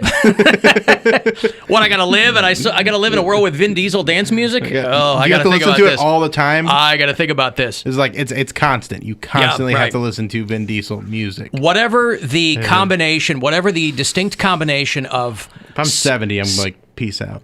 sound waves with that music in Vin Diesel's voice. What if they determined through one of the weirdest studies ever done that particular combination was found to eradicate pancreatic cancer? So instead of like dialysis, you had to wear, or you had to somehow just have to listen to it wherever expose you go. yourself, to You just Vin have to be Diesel one of dance those people music. that talks on speakerphone in public, but it's Vin Diesel music Vin Diesel everywhere music. you go. Right. So it would be really Can you turn that down? No, I have pancreatic cancer, and this is the only thing that. Well, no, keeps you don't want worse. to. You don't want to subject other people to it. You just have your headphones on. No, you have to listen to it openly. Why would you have to listen to it openly? Because of the vibrations that go through your body. Or what? You'd want them to go directly into your ears. You have to hold it against your pancreas. You don't want to against your pancreas. Mhm. No, because if I told you you had a beautiful pancreas, would you hold it against me? Part of the science is other people's disdain for you is what helps keep the pancreatic cancer at bay. Oh, so it's a dual-pronged approach. It's Vin Diesel music and the disdain of the public. That's what causes the detest of the Yes, public. The Vin Diesel causes the disdain, but you only get the right kind of disdain through the Vin Diesel music played loudly in public places where it really shouldn't be played. Speaking of disdain, did you see the guy on TikTok who was trying to do an influencer thing, and his friend Yes, I is saw this. laughing It's her ass amazing. off So funny. right next to him. The whole thing could be set up, but who knows? I mean, I laugh like that with the snort. I don't know, man. Well, she's got like this weird. It sounds like somebody who's got sleep Almost, apnea. yeah. Like when this woman's sleeping, it must be really. So this guy's riding shotgun, and the girl's just kind of sitting there looking at her phone, and he starts doing this like, "Hey guys," and I don't know how many viewers or followers he legitimately has. Mm-hmm. But there's a Mary Santora vibe to it, right? What? Well, because you're It is? always like, guys, yeah. I'm always talking to my phone, yeah. Yeah, you're talking to, right. And so this guy is sitting there and he goes, okay, hey guys. And the girl immediately goes, what are you doing? And he's like, I'm talking to my followers. And she falls out. Yes. Everybody's seen this. I have yeah? not seen this. Oh, it's great. And her laugh is bananas. All right, what's up, guys? So I thought I would give y'all my morning routine because y'all... Something wrong. My followers have been asking for a morning routine. So anyways, every morning I wake up at 5 a.m. and I get that morning pump, get that morning grind.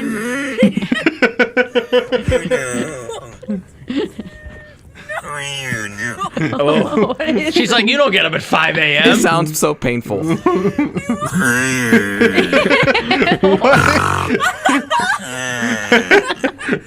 What's wrong there? That is someone who's got sleep apnea or... Oh, God.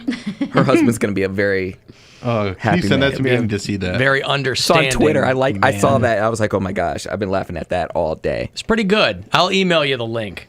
Thank you. Yeah. That's how my sister reacts to that kind of stuff, and my niece, which to the point, that's where the whole The Mary Santora thing came from. Me doing Instagram videos in front of them, or like always having my phone out, so they just all started mocking me. I tried to do the have my daughter explain things that Bill suggested. Uh-huh. See if she'll explain things to you. Yeah. In whatever perspective she's got. She wanted nothing to do with it. Oh. I'll play this for you. She just started going off in her own tangent. That's kind of what I wanted. But not about what I asked her. Mm-hmm. She just went off on her own thing. Dad, Yeah. do you think I'm a strange little girl? Do I think you're a strange little girl? We're at dinner. We're eating dinner. I do not. I think you're smart. Thank you. Do you think you're a strange little girl? A little. How so? Just because I love playing with mud. That make you strange? And I do not like eating some foods. Like? Sloppy meat. So you're strange because you like playing with mud, but you don't like eating sloppy meat. What else makes you strange, do you think? That I sometimes have staring contests with lights. Lights? And do you win those? No. You know what? I'm changing my mind. You are strange. Staring contest. Doesn't like sloppy meat.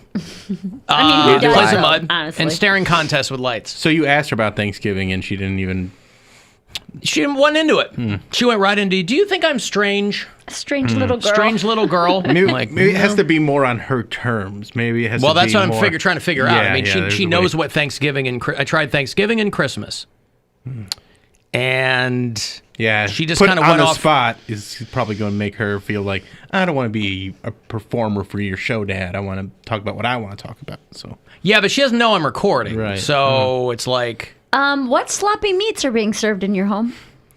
We had like a... it was like short ribs, but in like a...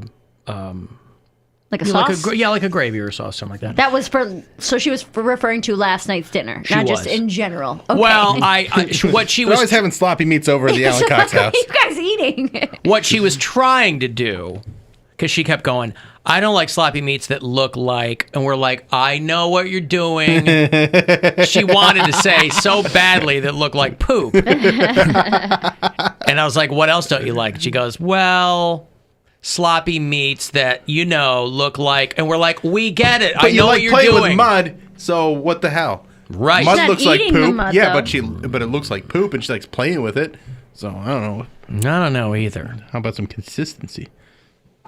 That's what she has an issue with, the consistency. Right, yeah. Sloppy meat. Sloppy meat. But I tried the whole, hey, have her explain something. And want but her that was my first pass. Yeah. We'll figure it out. Maybe over the course of our few days off for Thanksgiving, I'll stumble onto something.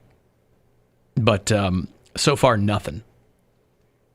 We did get a letter from someone. Do you want to dig into that letter that you got? Yes, I would like to. I think we need to all kind of dissect this because I think we're all going to have different opinions on this. Handwritten letter? Did I get a letter? We got a letter. It's just a Please- customer that yeah, is going through customer- some relationship issues, and they asked for my advice, and I was like, this is above my pay grade, so I'll bring it to 3 other people that are also Have no idea what we're doing. talking about, Right. and we'll give you bad advice. If we could put our foreheads together, we might get half of an intelligent person's perspective on this.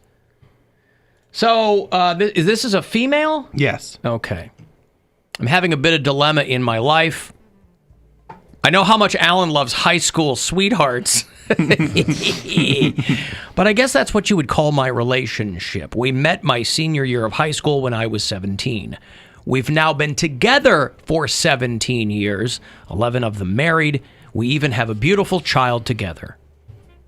Send me a picture. I'll be the judge of that. Problem is, over a month ago... Gotta be hot kids. That's right. If you want me to take this seriously. Problem is, over a month ago, my husband suddenly said he did not want to be married anymore. I think we all know what that means. Half of him wants to be a single dad, and half of him likes the home we've created. Well, we do like to have our cake and eat it too. Mm-hmm. He has said a lot of things that I was not even made aware of that bothered him, as well as things he cannot take back, which changes the relationship dynamic. He thinks we should try having an open relationship. Ooh. We've been together for a long time, and I've been a very good wife in letting him indulge once in a great while by having a threesome. Sometimes you just need a little kinky spice in your life, but where our relationship is currently, I do not think that's a wise decision. I feel if I'm going to date someone else, I might as well just date someone that's going to be 100% all about me. I don't know what to do. We're still living together, but I'm in limbo right now, and I don't know how to press forward. So that's a person. My opinion is get a divorce lawyer immediately. You think so? Yes. You because don't think give the old open relationship thing a chance? I don't think so. That doesn't work if both people don't want to do it. Exactly. She would only be doing it to make him happy, and then she's going to end up regretting it or resenting him. This is a guy who has either met someone, because when you meet someone, that's when you start throwing tacks in the road with your wife. You either want to make it so bad that she leaves you and then you're off the hook, or you just go, oh, nothing I can do. We can't fix this.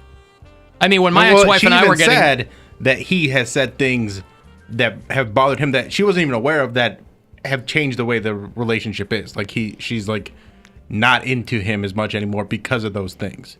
Well, listen, you have to force someone to do something. And so get a divorce lawyer and then find out how much he really wants the home you've created together. Because that's what you do. You have to force someone into a corner. Because if you acquiesce... he gets, you know what I mean? Like, so it's the best of both worlds. He's like, well, I don't want to be married anymore, but I really like my house and my stuff. Yeah. Well, of course you do. Who wouldn't want that? You think she should take the initiative then and go ahead and Absolutely. Be like, hey, you said you want this? I'm giving you what you want. But absolutely. Counseling can't help at this point. Listen, when my ex-wife and I hit the skids, she wanted to go to counseling. I knew in my head where I was in my head, and I knew that. But I said, you know what? In good faith, let's go to counseling. Let's try. So we went to counseling. The marriage counselor was 110% not on my side. But you're not supposed to take sides, is my point, right? You're supposed to be kind of an objective. So I don't know if someone had hurt this woman, but anyway, it did not go well, and it just underscored to me that we needed to move forward. My wife didn't want to get divorced. I mean, it certainly wasn't my dream to get to that point, but I knew that we were not going for the long haul. Right. And so there's no point in delaying the inevitable. It sucked. Yeah. Because our kids were little. It sucked. But I knew so many dudes who would not pull the trigger in similar situations. And I was like, I'm not going to be that guy. So this is really going to suck, but I'm going to try to figure it out as best I can. I wasn't going to go to her and be like, well, I kind of like this and this, you know. Get a lawyer and then see where he shows up. Because he'll either go, well, let's figure it out, or he'll go, okay, well, I'm out then. Me and my ex-wife had like a real icy relationship the last few months that we were living together, and we did the whole counselor thing for like, I don't know, like the year before for a while. We did it for like 6 or 8 months, and it got better for a little bit, and like things were good, but then like you realize that the things that you thought were problems weren't even the real problems. There was other underlying issues. So you peel that back and you go, okay, so this is kind of an irreconcilable thing that I have against you, or that I want and you don't, and so you end up having to go your separate ways, and it sucks, and it's like hard to get that ball rolling. But right now, I think this relationship is that, you know, this listener sent us, it, you know, you're holding it together, but it seems like it's done, so why keep fighting it instead of just taking that step and moving forward? Well, because she's the they've been together since they were 17. So this is like she's I understand all it. she's ever known. I Right. can see how that can be scary. I didn't say it wasn't scary. It's, Right. it's incredibly hard. Well, and It's how he's terrifying. saying, I like what we've built. You know, you Yeah. guys have this life together. You've grown into the people that you are, but you also need to take into consideration that you're not the same person you were 17 years ago. Mhm. So, like, you may have, you know, fallen in love and done all these things, but you grow into a different person over that amount of time. And you might just be in different places of your life now, you know, which sucks. But if he said things that are not, like, you can't take back. Yeah. And I mean, that's going to change your whole relationship moving forward, and you're Mhm. going to keep that against him. I don't know. If it were me, I think it'd be time to start the conversation of, okay, then let's, like you said, I don't know about getting a lawyer, but because once you acquiesce, you're done. yeah, Because you've already you've set You that already said precedent. it, So yeah. it's like now you're going to have to say yes to everything else. And these are unprecedented times. Unprecedented times. So you don't want to set a precedent. And so you're just putting yourself in a position where the other person's going to And- just going to dangle something over your head the whole time. and you're just, if you truly don't want an open relationship and you do that for him, it's only gonna make things worse for you. You're gonna be in your own personal hell thinking about what's he doing, where's the outgoing, you know. And even if you're like, okay, fine, I'll do it too, then you're not even gonna have fun with it, you know. And public hell is always better. Personal hell, And man, how those are are you tough to gonna get have out an of. open relationship in the middle of a pandemic? Right. You're just gonna be out meeting people on Tinder and hooking up. People find a way. Mm-hmm. And also, you get to have some excitement. I mean, there's going to be some bullcrap for a while, but you might find someone that works better for your situation, and he might be happier too. It's true. Or you might end up with the caller that the 12-year-old that called and said, my half sister's and my with my dad. dad. Yeah. But that's good for us. And she already threw him the threesome. Yeah. Yeah. That was his idea, wasn't her idea. Right. So she already kind of threw him that bone. If one person wants to be monogamous and the other doesn't, it's just not gonna work. It sucks when you find that out though. I don't know. Yeah, I mean, it's not kinda an wanna easy know situation, but what like the things that were said that changed the relationship, like what he said. Yeah. That was like bothering. You don't have a WAP anymore, darling. We're moving on. Darling. WAP. You have a Darling. you have a DAP. All right, I've got to take a break. Again, I think we've solved another human being's problems impeccably, right? And it's almost like we were philanthropers with her. philanderers. No, that's already baked into the cake there. That's the issue.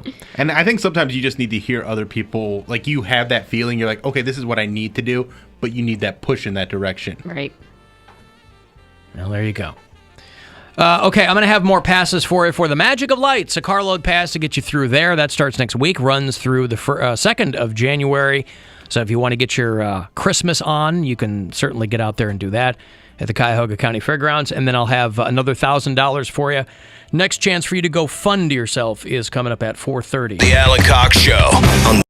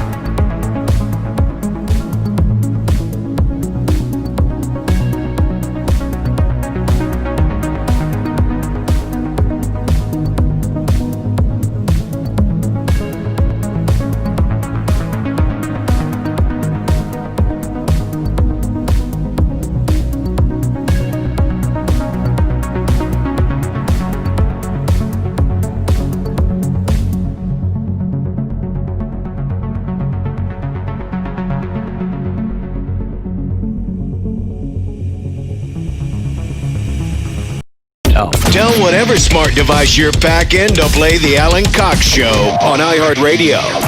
Give stuff away, time to give stuff away, time to give stuff away, give stuff away. Got another carload pass for you to experience the magic of lights, presented by HBO Max at the Cuyahoga County Fairgrounds. You can pile everybody into your car, be comfy and safe, drive through the festive 1 mile long holiday lights display, over 1 million lights, and all your favorite holiday scenes. It opens Thanksgiving Eve, next Wednesday, and runs through January 2nd. Any details you need, you can go to magicoflights.com. All right, car pass for you. Caller 10. Good luck. 216-578-1007 or 800-348-1007. You may not like what he has to say, Let's hear what the idiot has to say. but you're gonna love what he doesn't have to say. Love. Alan Cox on 100.7 WMMS.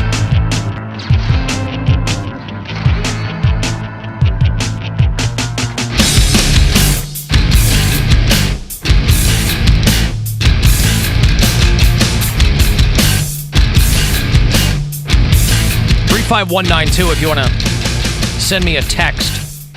Another $1,000 for you in about 5 minutes. There are, including 4:30, your last chances. It's the last day to go fund yourself. So 4:30, 5:30, 6:30 on this show, and then 7:30 and 9:30 tonight with Jason. Those will be your last 2 chances. So you have $5,000 still to win in total on the way. Boy, speaking of magical lights, a lot of people have already gone full tilt boogie on their Christmas decorations. Oh, yeah. Like outside, a couple of houses on my street already got the tree up. It was 60 degrees last week. It's a good time to do it. I guess so, but people are like, I'm not even waiting. Why wait for Thanksgiving? Who cares? I Right? tweeted that. I'm like, Why not be a little festive and get yourself kind of into that frame of mind? And if it makes you happy, do it. Right. I was like, everybody's freaking out. Like, you can't cancel Thanksgiving while they're sitting in front of their Christmas tree. Like, you guys don't care about Thanksgiving. Well, You they're not mutually exclusive. I mean, They don't want to feel like they don't want to be told what to do. That's what it is. Nobody cared about Thanksgiving last year. I feel like it's not as big of a deal as people are making But it. Thanksgiving kicks off the Christmas season. That's all I'm saying. No, but this year, Thanksgiving is people are freaking out because of COVID.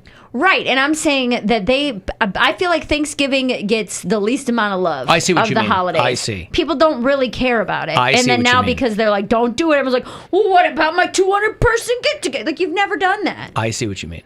I prefer Thanksgiving to Christmas because you get the food. You don't have to mess with the presents or any of the pressure or any of that nonsense. There's no decorations. Thanksgiving's it's a low pressure great. holiday. It's Eat and nap. fun. Yeah, eat and nap and just kind of relax, and it's very chill. I like Celebrate Thanksgiving my too. birthday. That's why I like Thanksgiving the most. But yeah, it just makes me laugh that people who've never really cared before, now they just don't want to be told what to do. That's all there is to it. People put up their Christmas tree the day after Halloween, and they're like, but what about turkey? Stop. You still get to have it. You can have Thanksgiving with a Christmas tree around. I don't know if they know that. They don't. Nah, it seems like you can still eat turkey with a Christmas tree in your house. Maybe or in people a are. neighbor's house. Maybe people are. Maybe it's just brought everything, their priorities into sharper focus. Maybe Thanksgiving is a new priority for people. Maybe. Maybe people feel as though, despite everything else, they actually don't have to manufacture things to be thankful for this year. Okay. Thanksgiving, I think, has always kind of been, because it catches short shrift with people. If you grew up Catholic, by the time you were heavily into puberty and were going to confession all the time, you'd have to make stuff up. You'd have to pad your order when you'd go in there to tell the priest what you did wrong. Because when you get to like 11, 12, 13, they know all you're doing is wanking all day long. Mm-hmm. But Why you don't not want to tell tell. I touch myself in an impure manner, is what you'd say, right? But you make up other crap too. You'd be like, I lied to my mom or whatever. You go in there and Wait. you'd make stuff up. Why wouldn't you just go in there and tell them the actual sins you did and not... Why make things up? Do you have to have sins? Well, you're going to confession, you got to tell them stuff, and then they got to give you the like penance. when someone doesn't want to buy a toilet plunger, so they grab like strawberries or something to go with it. You know what I mean? It's exactly like that. It's like You don't want to just get toilet paper. Yes, yeah. you're embarrassed of the one thing, so Yeah. you just say a couple other things. I didn't want the priest to know that there was a toilet plunger in my soul. You want to So you grab some my strawberries. soul. I have some strawberries My soul. to go with it. That makes me want to laugh like that girl. We didn't have confession, but we had like worthiness interviews. Like when we go to the temple and stuff like that, you had to be worthy. So they'd ask you things like, did you watch R-rated movies, or did you, have any relationships with girls that went a little too far? And They're stuff all. like that. It's all Do they equally ever ask ridiculous. What? Like, They did ask everybody. No, I'm meaning, did they ever ask, like, did you have any relationships with any young men? Well, they would say, do you have any improper relationships? Like, are you keeping the law of chastity is what they would say. Okay. And you go, yeah, of course.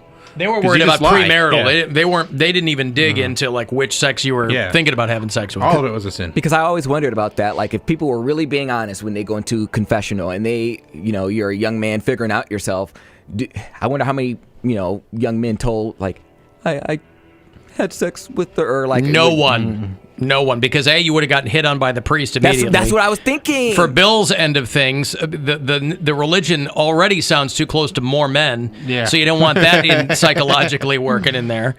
Freudian slip. No, but you'd go in, you'd be like, touch myself in an impure manner, and Well, when I was getting ready to go on my mission, they do like this big interview, and I didn't want to go. And I had done some stuff. I had a girlfriend at the time, and we didn't have sex, but we did everything pretty much up until sex. Soaking. Yeah, well, because I didn't put it in, but like we had gone down on each other, stuff like that, and like I was coming clean with the so to speak, the bishop, and he's like, and I was like, this might disqualify me. I might not have to go on a mission. This sucks because it's gonna be tough to face my parents. But then they're like, oh, you just have to wait a year. I'm like, God damn it, now it just takes longer. Yeah, they're looking for coal for the furnace. They're not going to let you off that easily. So confession was just BS. So everyone would, I'll give you something just to... Yeah, confession, you were supposed to go in. I don't know how often most people went. Since we were hyper-Catholic, we were already going to Mass every day. Catholic school, you were supposed to go to confession once a month. I think we went once a week, and that's how you ended up. See, I could build up some sins in a month. Yeah. I couldn't build up that many in a week. So I'm like, it feels like it would make more sense in the Catholic industrial complex to have people go into confession. At the very, very least, you were supposed to go once every 6 months. If you didn't go, you couldn't go to church, couldn't take communion, all this stuff. It's always so one-sided, too. It's always like, what have you done wrong? What about what I've done good? Huh? Doesn't what matter. about that? Doesn't what about matter. the good things I've done? Well, Why you're are you asking me about that? but All those you are ever things- ask me is the bad things. I want to tell you about the good things. Those are things you're supposed to do. You don't get a pat on the back for being a good person. I know. And I don't think you should either. But no, I think you should. No. You You're should- supposed to be that way. Right, but you should also get... I'm not saying credit, but you should... That should be... Encourage that behavior. Encourage, because instead of saying, oh, everything I do is a sin, say, oh, no, there's actually a lot of good things that I do. And go, oh, well, you're supposed to do those. And then it gives you a real weird complex. I mean, we did have pretty cool priests. I mean, we did have guys that weren't like... Skateboarding and stuff? Not like that, but they wear cargo shorts from time to time. One of them had a mohawk. Yeah. No, not like that. I mean, they weren't like fire and brimstone in us, where they're like, well, I think I got in just after that whole thing passed. But we had a couple of them who were like, well, you just got to listen to, your inner voice or whatever, and you got to reassess your relationship with the Lord and all that kind of stuff. I was like, all right, I'll be back next week to tell you about how I whacked off again, and everything was so. And I was an altar boy, so they would know my voice. Mm-hmm.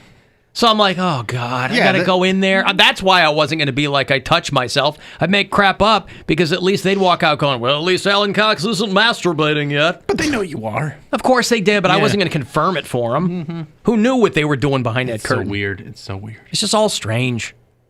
Everything was so transactional with religion too, and everybody's such a hypocrite. Oh, I don't miss it. See, I didn't feel that way so much. I felt like they actually really did care and wanted you to be a good person. I think it depends on how you were raised. I think there are some people who had great religious upbringings. I mean, listen, mine wasn't awful. We were just really Catholic. Yeah. And there's a lot of that stuff in any religion where there's a certain degree of deprogramming that you have to undergo. Yeah. Same thing with the MAGA types, right? That's a religion to them.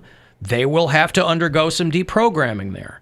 But I think there were a lot of people who had a fine religious upbringing. Yeah, like a pastor who cared and never like. No, there's definitely you know? people that cared, but I didn't feel like it was authentic in any way because of the hypocrisy that I saw. Where Well, and also- everybody acts like they're perfect at church, but then you see that their homes and you see how they actually act on a day-to-day basis, and you're like, oh, you're all liars. Well, human beings are fallible. I mean, Right. I take that as written, but I mean, clergy, no matter how cool they were, they still had to adhere to the dogma. Mm-hmm. So, like, he could be a cool priest, but he still had to tell you, well, you're going to go to hell if you whatever. And you're like, no, come on, man. Yeah. Come on, like, it's just, but it's me. I've got to, it's me. It's Alan, the altar boy. I'm like top echelon. I'm doing funerals and weddings. And one thing that getting was tipped by the guys. real gross about the Mormon churches, they'd always say like the one true church. So like all the other churches were like, oh, they have parts of the gospel, but they didn't have the whole thing. But every church And says that. Right, but it was like they really like drive this into your head. That's what everybody does. Baptists are wrong. Pentecostals are saying, well, And they got it this just part felt figured out, but gross, now, yeah. I mean, it's all. So then you're part always- of it is conversion. All parts of Right. every religion is getting your friends to come do it too. Right, I mean, and Islam- that's why I didn't like it, because then it's like, okay, so everybody that I interact with on a daily, because it's not like I grew up in Utah, I grew up around, everybody that I knew was not Mormon, pretty Right. much. So then I'm like, okay, so all these people are wrong, like all the time. That's always what I but some of think. them seem like better people than us. When I have like Jewish friends or if I have like Muslim friends, I'm just thinking the whole time. I was programmed when I was younger to think like, oh, well, those people go to hell. I'm like, why? For what? Because they believe something differently than I do? They can get the gospel, get the word just like I can. I mean, in Islam, they'll teach you that not only is it the one true religion, it is the last true religion. Mm-hmm. That everything begins and ends with the Quran. Yeah. Which is why I was kicked out of Islam. Oh. All right, I've got $1,000 to give to you here. Only a handful of these chances remain tonight and today to go fund yourself. Good luck.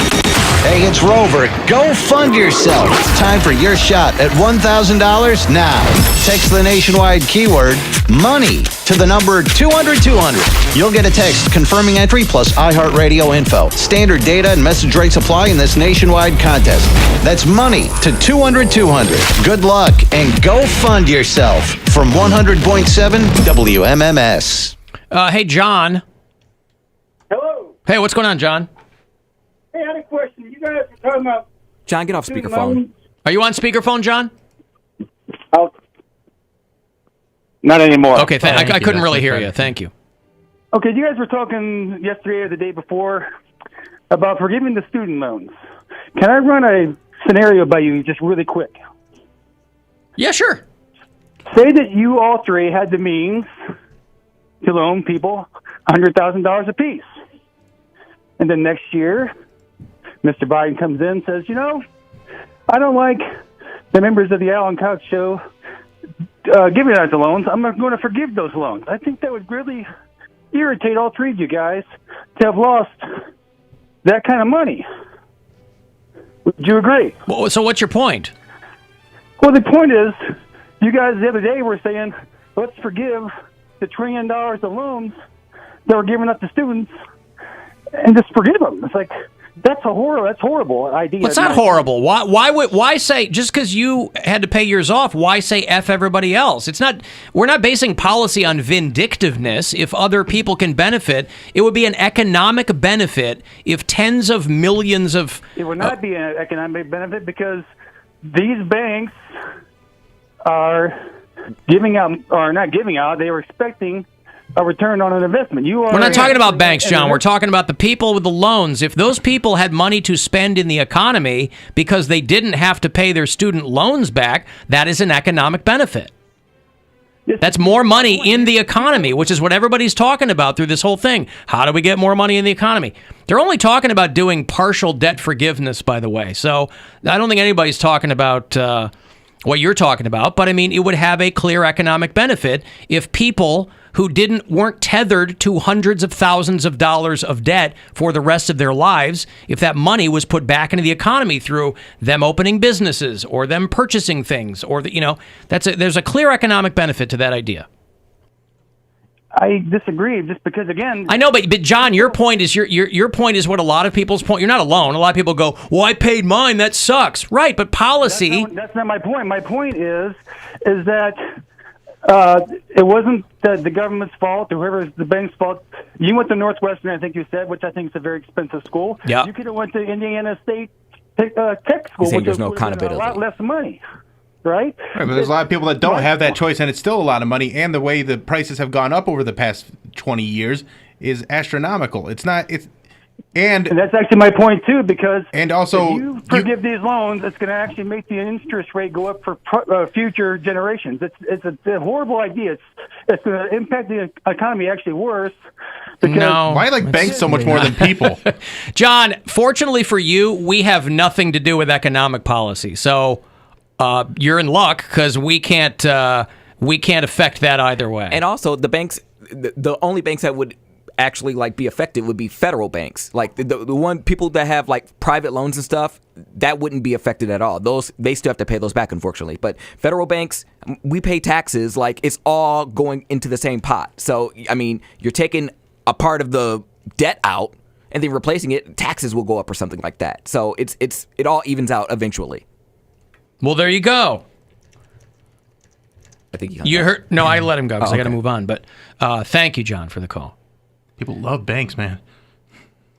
I understand how they want accountability and like return on investments, but things are very far out of whack, and it needs to get right. They need to right the ship somehow. People are the amount of debt that people are carrying for their schools is just ridiculous. Pick yourself up by your bootstraps. I'm like, well, some people don't even have any boots. Yeah. Like it's really hard to get ahead when you can't even get a job. Like, the economy's crap, and then they won't even give people relief money, and then they're like, oh well, I this is America.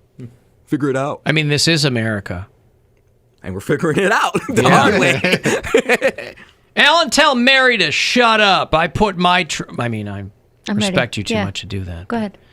I put up my tree, and I love Thanksgiving. It's a grouping of holidays as a whole. So they like the whole season, right? Yeah. And I'm not saying that you can't. I just think that this year, people who have never cared about Thanksgiving before are making a stink about it Because they want to do what they want to Right. do. I totally understand what you're And saying. I don't think that they never cared about Thanksgiving before. I think it's just when it's taken away, it really bothers them. That's what I'm saying. Yeah. So, like, yeah, they've always cared about Thanksgiving, and then when you say, "Oh, we can't have Thanksgiving," that really bums them out. Oh no, I disagree. We are a long ways from the quote greatest generation. Is that right? There's been very little sacrifice on the part of this country as a whole over the past few decades. So when you ask people to do something like, I don't know, help other people in the midst of a global pandemic, they see that as just untenable oppression. They don't care about real tyranny that's coming from real places against real people. But if you tell them they can't do something that they want to do, everybody acts like they're 12 years old again. Yes. But Thanksgiving, lady, who knows? What do I know?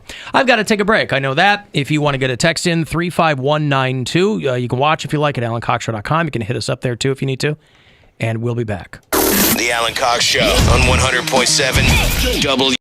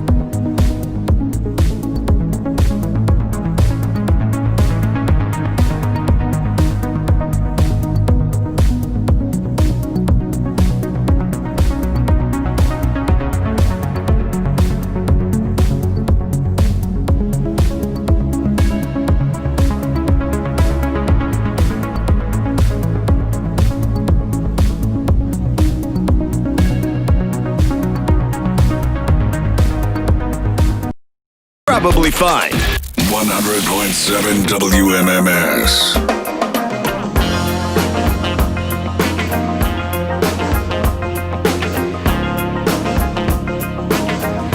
216-578-1007 to join us. 800-348-1007. 35192. You want to send me a text? You can email me at alancoxshow.com if you are listening to the show on iHeartRadio from outside Ohio or inside Ohio. You can always hit me up for Alan Cox Show stickers if you need them. I just sent out another batch this morning. But let us know if you're out-of-state listener, because I want to add you to our bureau chief map. We heard from Mary in St. Louis earlier. We have a nice cluster there, so she joins that. Adam listens in Michigan City, Indiana. Kim is in Sacramento. Nate listens in Tacoma, Washington. Who else? Courtney and Cole are in Bemidji, Minnesota, as it were. Happy birthday to President-elect Joe Biden. He is 78 years old today. God damn, he's old. Yeah, man. But remember, he is still younger than Harrison Ford. Still old. So that's 1 year for each million votes he got. Congratulations to him. Most in history. Indiana Jones in the elderly presidency. Happen to be part of the majority. What's that? Indiana Jones in the elderly presidency. Indiana Jones and the runaway rascal. Sure. We had a lot from yesterday. The Georgia recount is complete, by the way. And did it change things? It did not. Oh, okay. No, did he win by more? Recounts never do, but that's where they are now. Did you watch the new episode of The Mandalorian? Not yet. Okay. Waiting to watch it with a girlfriend. I did watch Auntie Donna's Big Old Fun House. Now, what did you think? I watched like 2 episodes. I'm like, I started the 3rd and I was getting tired. Okay. It's wild. I like it. Yeah. It's stupid and silly. It's intense. And very, like, there's some things where you're like, all right, that's enough of this part. Right. But it's still, I still like it because you don't know what's going to happen. You don't see the jokes coming, that's for sure. Yeah, you don't know what's going on sometimes. And I like it. It's silliness. I watched Kevin Hart's new special last night. And what did you think? Was I wrong? I thought it was pretty good. I mean, it's not Kevin Hart is the thing. So I can see why his fans are a little upset because it's not his traditional style and storytellings and things like that. You can tell he's just like had it. He's had it, and I thought it was great. Well, I watched enough that I was like, okay, this is basically what he did when I saw him in Yellow Springs, and so I was just like, yeah, this is the Kevin Hart that I liked. Yeah. Where I was like, ooh, this is different than his other stuff. What, is he talking about his life? Like, what's going on?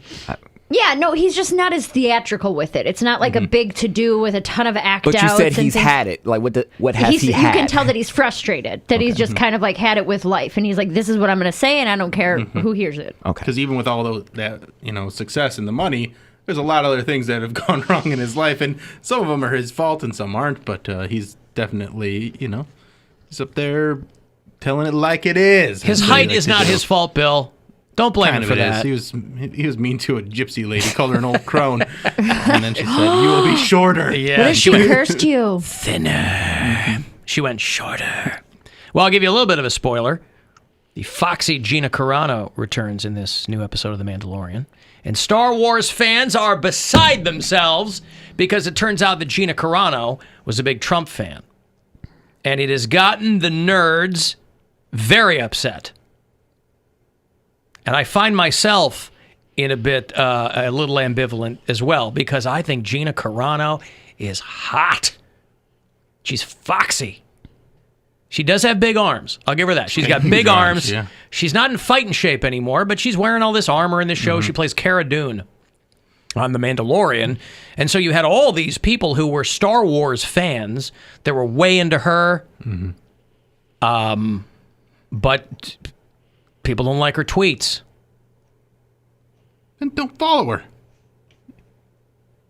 That is such a hard concept to people. I know. Where people complain all the time about what I do on my social media, and I'm like, then leave. But here's the thing. That's a little different. I mean, once somebody... They don't like her tweets. Don't follow her on Twitter. But you can still see someone's tweet. I see a million people's tweets I don't follow, is my point. I guess that's true. You know what I mean? Tweets get passed around. That's how... If it was just followers, I don't think anybody would have an issue. But I always think of how... You can kind of stay in a bubble if you want to. But I always think of how... Or you can make them private. I think of how weird it would be if you were working with someone like Ray Donovan, which is... They kind of ended, but then there was a huge backlash, so they said, well, maybe we'll do another season or whatever, before COVID even hit, so who knows. But John Voight was on that show. Love the show Ray Donovan. But John Voight is insane. And so I wonder, like, how weird it would be to work with a guy where it's like, on the one hand, you like his work, probably consider him a friend, a colleague, whatever, but on the other hand, he's bonkers. This is between righteousness and Satan. You're like, all right, when you're talking about the devil, you kind of lost me, old man. But, you know, Gina Carano, who came out of MMA and whatever, I mean, it's not, I don't know that this is new info. She's from Texas. Her dad was a pro athlete. Like, you know, her dad played for the Cowboys back in the day. And the Pittsburgh Maulers, remember them? Anybody remember the USFL? You guys too young for that? Are those just people who walk around the mall? I knew the... Those are mall walkers. That, like, Steve Young was on a USFL team. Yeah. But I didn't actually watch her it. dad played for the Pittsburgh Maulers when that was a team. But I always assume, and I know it's MMA, but I lump it in with pro wrestling. I always assume pro wrestlers have to appeal to hillbillies. Or at least pretend to. You know? The Rock kind of became who he was after he stopped doing WWE. But while you're in it, you kind of got to whatever.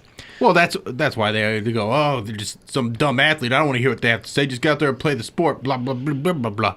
But it's like, it kind of goes both ways. Like, if you want LeBron to be able to talk about Black Lives Matter, you have to let Gina Carano talk about Trump, you know. That's what I say. Putting kids in cages. I mean, she's been dismissive about, I guess, trans pronouns. She's got all kinds of weird theories on COVID and, you know, like the guy down the hall from us on the AM side. Jesus, this guy. Oh, he's... So she's got all kinds of... She's over on Parler now, which is this supposedly, like, right-wing Twitter. It's supposed to be about free speech, but they're, like, banning people who aren't right-wing. Who the hell knows?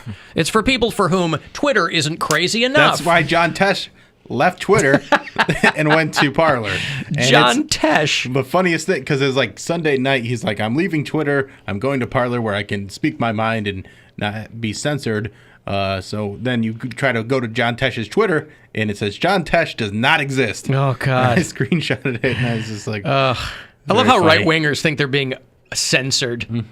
Cable news is all right-wing. Radio is all right-wing. Well, we're being censored. It's all monetized. It's all social media is right-wing people screaming about something. If you were being censored, I wouldn't know what you were saying. Yeah, before you guys all got on social media, it was just fart jokes and stuff. And then everybody came on here and like, I want to be able to say things about black people and not have repercussions. But, yeah, Gina Carano is pretty foxy. I really don't care that much. You sent me that great old Carlin clip, by the way, too. Yeah, that's a really good interview. 1997, Jon Stewart sits down with George Carlin. This is still one of my favorite interviews. This was 2 years before Jon Stewart would replace Kilborn in The Daily Show. He wasn't even doing that yet. He was just a comic still. He was a comic? Yeah, he was. I mean, before he was on The Daily Show, I didn't really know who he was. And I thought you didn't watch the Jon Stewart Show on MTV? No. And I think it was kind of like one of those things where, I mean, I didn't know who Craig Kilborn was. I was also in high school, so I wasn't... You know, that wasn't stuff pointed at me. Maybe the MTV show, but I just wasn't aware of him. So I was like, oh, man, they're going to get rid of Craig Kilborn. I love him. But then they got Jon Stewart, and I was like, okay, this guy's real good. Well, Kilborn came from ESPN, I think. Yeah. And I didn't watch that, so I first knew of him from The Daily Show. Yeah. People are wonderful. People, I love this it. This is 97, so he was doing a thing called George Carlin 40 Years of Comedy. I think it was at the Aspen Comedy Festival, where Jon Stewart sat down one-on-one with George Carlin. People, I love individuals. I hate groups of people. I hate people who have a group of people with a common purpose. Because pretty soon they have little hats, you know, and armbands, and fight songs, and a list of people they're going to visit at 3 a.m. Almost like a crystal ball he had in his lap. Well, history repeats itself. Yeah. He's said so many things that are still relevant to this day. Yeah, my daughter asked me if I believed in God last night. I was like, whoa, that took a weird turn. That's what you should have recorded. Right. What'd you say? I said, I don't know. Listen, our daughter is going to be the first kid in my family in literally generations to not go to Catholic school. So, I don't know. Who knows? What did she say Yeah, after you how said did you that- don't know? yeah, how did the conversation go? I think that she's heard enough things about like, she said something to me about how like when someone dies, an angel takes their soul and that kind of thing. So your soul is mine. I need this for my angel powers. she didn't say which direction they take it, and I frankly didn't want to ask. And I go, I said, sweetie, my holy trinity is George Carlin, Christopher Hitchens, and Warren Zevon, all of whom are dead. You know what? Only one of them believed in God, so it doesn't really matter if I believe in God. Mine's mouth, vag, butt. You know how she could have checkmated you, Alan? How could my 4-year-old have checkmated me? If you ask, like, who told you that? Why'd you ask that? She's like, Martha told me. And you're like, who's Martha? Like, my friend. She's sitting right there. And just like, she's Dead lady? He's like, Martha told me. She lives upstairs. Oh, the ghost. She's talking to a ghost? Yeah. I see. My sister Isn't that amazing? I hope you think so. I was watching my nieces one time. Well, I think it was before the baby was born. So something happened on a TV show we were watching, and my niece said something about heaven, and I didn't know what my sister had told her or what was going on in their house. And she asked me something, and I was like, well, what do you think about it? And I kind of just tried to direct it at her because I don't want to, when it's not my kid, I don't want to like spew things into their head, And then I was like, when it got to a point, I was like, oh, what do you think? I think when we die, we go to heaven. And if you're a good person, I was like, oh, okay. And then the more questions she asked, the more I was like, maybe this is a conversation that you should have with your mom because I didn't want to, I don't know. I guess I don't want to mess up what other people are doing in their own house. You know what I mean? I know what you mean. I don't think you're going to mess anything up. Just it's going to be back and forth with the questions. Yeah. Are you still good on your faith? Do you still believe in God and Jesus, Mary? Me? Yes. Of course she does. Yeah, I believe there's. That's why she's scared of death. Yeah. Ironically. Because I know I'm not living right. Yeah. Well, I mean, know. My daughter said, do you believe in heaven? I said, absolutely. And the Psychedelic Furs are a criminally underrated band. I absolutely believe in heaven, yes. She's like, God, I'm sorry I asked. Ugh. You can never be sorry you ask, Bill, if you get to avail yourself of some Richard Butler. Never, ever, ever. But yeah, I was like, I don't know. And she didn't press me on it. She just kind of asked. Mm-hmm. Because there's enough like kids books that make casual reference to like, to like heaven. All dogs go to heaven Yeah. things like that. So, you're exposed to it, Mm-hmm. but she doesn't go to parochial school. Or Hasn't and won't. To just kind of have like this random, like you're figuring it out for yourself, not just being like having things just shoved into your brain. Yeah. Like, this is how things are. Joseph Smith restored God's gospel. Jesus Christ. Yeah, but the way things are going, quite frankly, you got all these people who think that people should still be reading the Bible in public school. So who the hell knows what's going to happen? My aunt just shared that the other day. She was like, you've seen those Facebook posts where they're like, I'm one of the strong ones who stands by my faith. Let's bring back, one of those copy and paste type things. Today's chainmail, essentially, on their Facebook. And sometimes I see it. When I see it, I'm like, that's my family. But the crux of it was what? To bring back prayer in school. That children should be studying the Bible, and there should be like a Bible course in public schools. There's no. Yeah. Send them to parochial school. There's no shortage of private parochial schools. Pick one and send them. Yeah. There's no place for prayer in public school. I'm for a religious studies class where you talk about all the religions and see how they're all similar and different. How they're all made up. Yeah, well, like you. That's called philosophy class. Yeah, well, do that, but call it religious studies and they'll be like, all right, today we're talking about Muslims. They're like, Muslims, no. They don't like those. Christians don't like Muslims. No, they don't. They don't like to talk about it at all. Yeah, not really. Oh man, they're vilified in a lot of ways. Alan Cox Show After Hours line. You can always drop us a message there if you want to. 216-986-8903. Hey, Alan, just wanted to hear your opinion on two things. Green Acres, the TV show, and Chester Thompson, the drummer.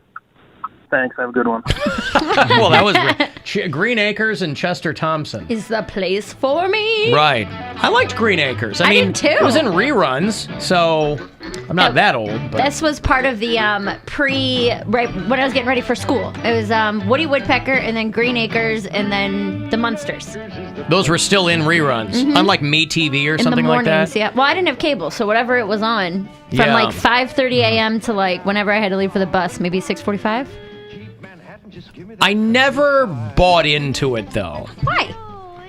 York is where I'd rather be. Get allergic smelling hay. I I just adore the penthouse view. Darling, I love you, but give me Park Avenue. That's me. Seems like they really shouldn't have been together. The stores.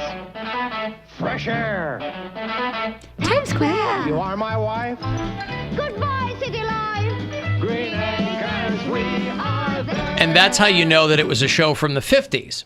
Because she loses. He goes, you are my wife, so we're going on the farm. She loses, and she liked Times Square, because if it was from the 70s, she'd be like, oh, no, Times Square is dirty. Midtown is okay. Yeah, Zsa Zsa Gabor, I think. It wasn't, or was it Ava Gabor that was on Green Acres? I don't know. Okay.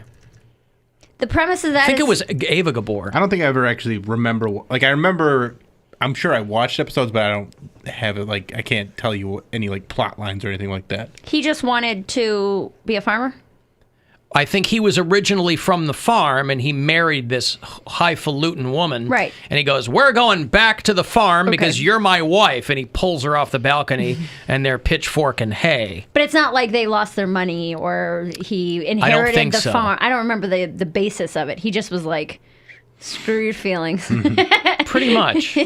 Yeah. So Green Acres, I would say thumbs up. As far as Chester Thompson goes, the great Chester Thompson, I made my feelings on him very clear, Bill, when I hit the post on that Phil Collins song that you'll recall. Okay. And one going out to Charlie, who's live in somewhere, I don't know where. But Phil Collins now, you know, he's on that solo tour. Got the mighty Chester Thompson behind the drums. We'll see what happens. This guy has certainly made his bones after leaving Genesis. And now he's mounting a huge tour. Take you out there. He's going to be rolling through the horizon next month. WMMS. Right, that was Chester Thompson. There you go. That's how you know how much I love Chester Thompson. Now I'm thinking about old TV shows. I'm thinking of I Dream of Jeannie. That was a good one, too. Oh, she was so hot.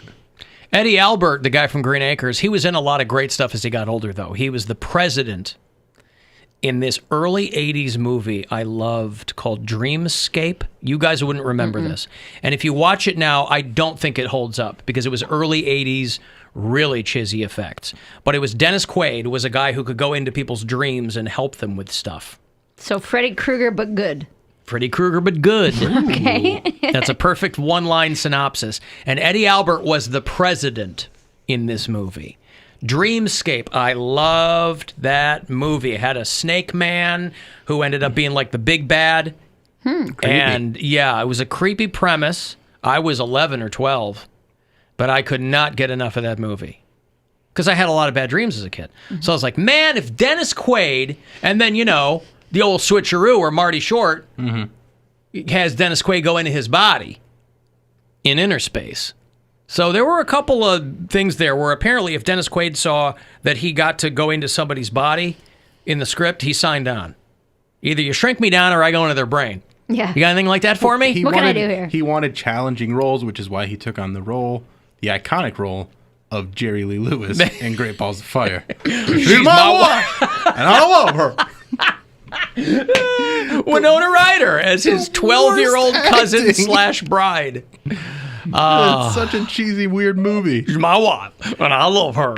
It's such a They hadn't figured out the biopic back then. Well, but Jerry Lee Lewis loved it. He signed off on it. He saw Dennis Quaid. He goes, yes. absolutely, 1,000 times yes. Hey, Vinny. Yo. What's up? Apparently, I'm trying to figure out. When I was a kid, we always had to do the Pledge of Allegiance. And we ended up getting it there. First, before class started, that's the first thing we ended up doing. Yeah. Yeah. We don't do that now. They don't do that now? No, as far as I know, they don't do that now. And you think they should? Well, let's see here. Yeah. Okay. And what did it add to your life? What did it do to my life? It made me proud to be an American. I don't see any. I don't see any shortage of that these days. No, I don't see any shortage of that. But I don't. But Vinny, I don't think that saying the Pledge of Allegiance made you proud. You would have been proud probably either way, right? Answer a question for me. How many kids know the Pledge of Allegiance? Well, you just How said many it's hairs? but you just said it's not in the school, so they're not going to know it if it's not in school. I know it. I You didn't knew do it because of school. I know it because of school. Yeah, I went to Catholic school. So did I. And when I came out of Catholic school in 8th grade, I went to public school. I knew more than when I blew through the 9th grade like it was nothing. They teach it, but they just don't have you recite it every single morning. Because I know it. But Vinny, you're attaching a lot to you knowing the Pledge of Allegiance. I mean, because you did better than the public school kids because you knew the Pledge of Allegiance? No, I knew better because I went to Catholic school. But the fact of it is, Oh, I see. I don't see why nobody really. There's not too many people who know the Pledge of Allegiance. I didn't realize that they weren't doing it in public school anymore. They I don't, thought they there was still a part of you. school. They don't have you recite it every single morning. They did when I was there, so that between me and you is when it stopped? I don't know if it was just my school, but like I know it. Like they taught us it in the history books, but it was not recited every single I want morning. to hear Cody do it. I pledge allegiance was to the prep. flag, to the United States of America, for which is one republic, for which it stands, one nation under God, with liberty and justice for all. Is that it? That sounds pretty close. It's close you enough. missed a few Yeah. things. What did Yeah. I miss? It's close enough. There's I mean, amber waves of gravy and stuff. You forgot. Amber waves of gravy. Right. All right. Thank you, Vinny. I got to go here. Thank you. Pledge of Allegiance. Yeah. And the Under God thing was a pretty relatively modern addition, by the way, too. So for people who were like, oh, it shouldn't have Under God, it's like, they didn't add that till the mid-50s. Well, isn't the so whole take it back out again. Who cares? The Pledge of Allegiance isn't even like a national thing. It was something that was in like a magazine or something that they added. They're like, hey, we can make kids say this to indoctrinate them into being patriotic. I guess. I don't know. Look up the origins of the Pledge Okay, of I got a Allegiance. break. If you want to hang on, if you're on hold, I'll get you on the way back here. Another $1,000 for you. Your chances to do this are waning, as today is the last day to go fund yourself. But I'll have that grand for you coming up at 5:30. The Alex.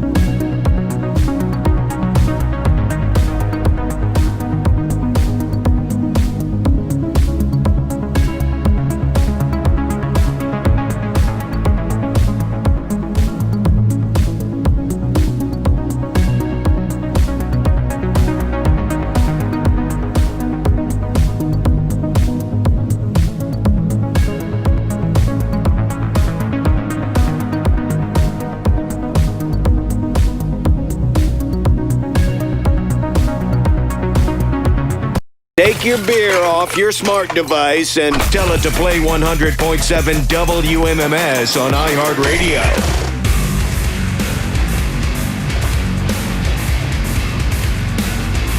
(216-578-1007) to join us live, or 800-348-1007. 35192 if you want to text me. You don't even have to wait another hour for the Bill Squire Friday Getdown. That's how we know the weekend is officially underway. It is brought to you by Cleveland Whiskey. Got another $1,000 before that, about 5 or 6 minutes from now, 5:30. Next chance for you to go fund yourself. You have 4 more chances today to get that money before we wrap it for another quarter. Hey, Susan.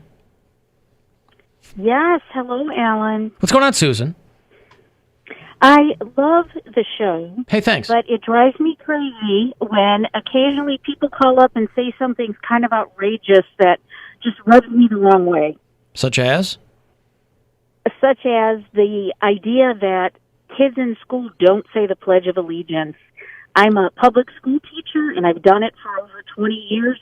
I've been in lots of different schools, little kids, middle school, high school. Very common to daily stand, put their hand over their heart, and recite the Pledge of Allegiance. It does happen. Yeah, well, And and I've- remember that, man. all I have on the text are teachers blowing me up, going, "We do it every morning." I don't know what that Vinny guy's talking about, because the crux of his whole argument was, kids today suck because they don't say the Pledge of Allegiance. And then all these teachers are blowing me up like, we do it every day. We've done it every day for 20 years. So I don't know what he's talking about, but I didn't think it had gone away. But again, I'm not in school, so I don't know. Yeah. And it pops up in Facebook occasionally when people want to, wave their patriotism and complain about the crazy liberal schools that are brainwashing their children, that kind of thing. Right, but it's also not patriotic if it's not true. So it's just Fair clickbait enough. if it's not true. Yeah. Okay. Hey, thank you, Susan. Fair enough. Thank you, dear. Yeah. Have a great day. Yeah, you too. Okay. Poundcake, you want to take another crack at the Pledge of Allegiance? Okay. I pledge allegiance to the flag of the United States of America and to the republic for which it stands, one nation, under God, indivisible, with liberty and justice for all. I think that's right. What did I say the first time? I don't know. You were really missed a stop and bunch start of with words. it. I don't know that you missed that much, but you were really kind of herky-jerky with it. You so. missed a couple ofs, and you missed indivisible the first time. Okay. Well, yeah, like I said, I know it. I read it in the book. I for the life of me, I'm trying to think back. I don't know if it's done by county or by school district. I don't remember saying the Pledge of Allegiance every morning. I was looking up some of the origins of it. Yeah, how did it start? Well, it started with a guy that in the Civil War that wrote a pledge to the flag that was something like, "We give our heads, our hearts to God and our country, one language, one flag." So that was the first one. But then someone else wrote it was Francis Bellamy, a Christian socialist. Hey, there you go. Yeah, and former Baptist minister. He wrote it, and then there was the Bellamy salute that went along with it. That meant the Bellamy salute was your arm straight out with your hand flat. No, it wasn't. Yes, it was. Are you serious? Yeah, and then they got rid of that because they're like, it's a little Nazi like. You know, guys, In the 40s, that's yeah. not. I'm sure there are plenty of people who would appreciate bringing that back in public schools. However, the Bellamy salute. Yeah, So not the Bill Bellamy salute. not the then Bill that was Bellamy, completely no. different. Okay, not the Belle Biv DeVoe salute. Not the how to be a player salute. Right.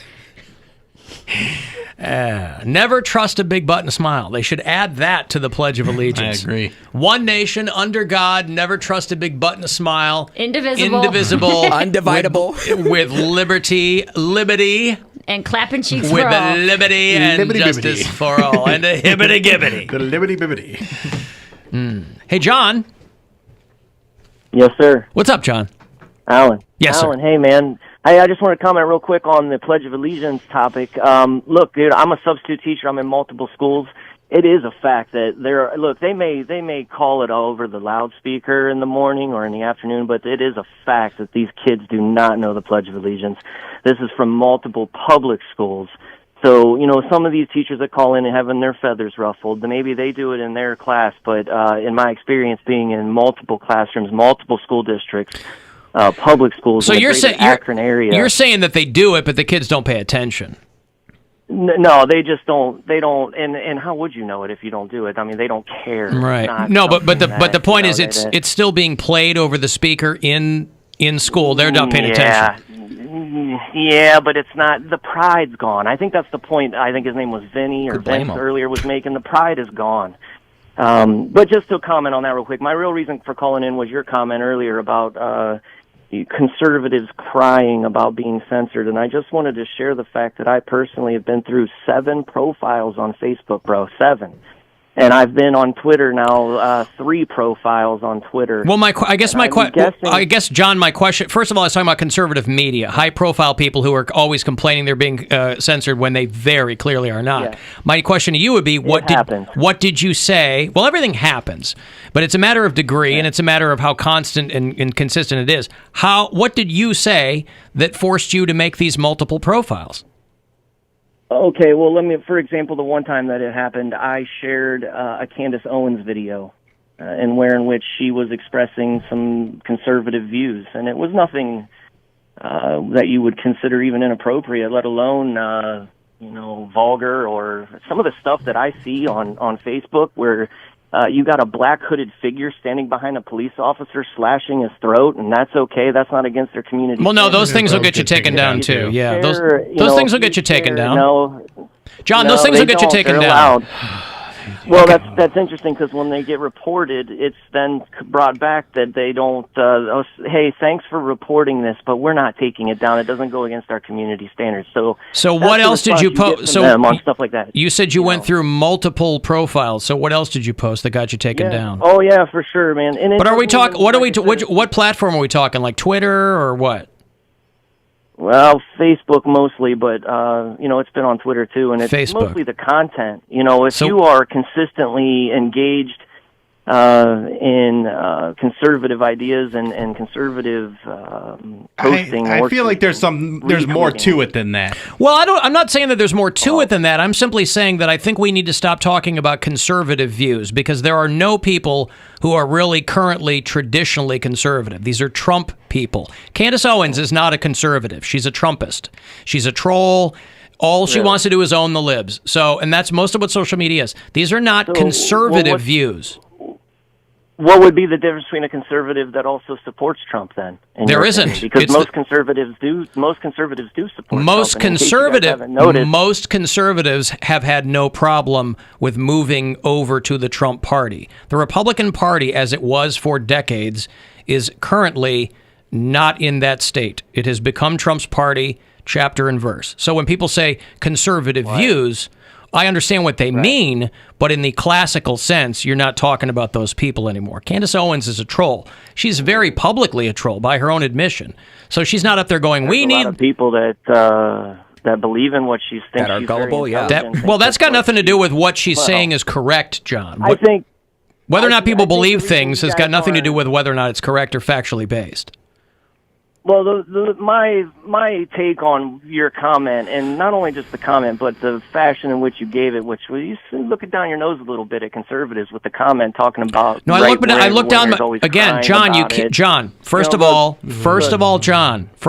okay. Go ahead. You guys are all crying about Trump, saying that the election was stolen and whining and blah blah blah. No, we're not talking about Trump. You brought up Trump. We're talking about being censored. You brought up Trump. I didn't bring up Trump. Right, but the people who complain about being censored are complaining, saying that because I support President Trump, that's why I'm being censored. They go hand in hand. Nobody bring up Trump. John, did you vote for Donald Trump? Does it matter if I did? Well, I asked you, so did you? I would think you'd be proud if you did. You know what? Yeah, I am proud that I did vote for Trump. And then that's fine. That's fine.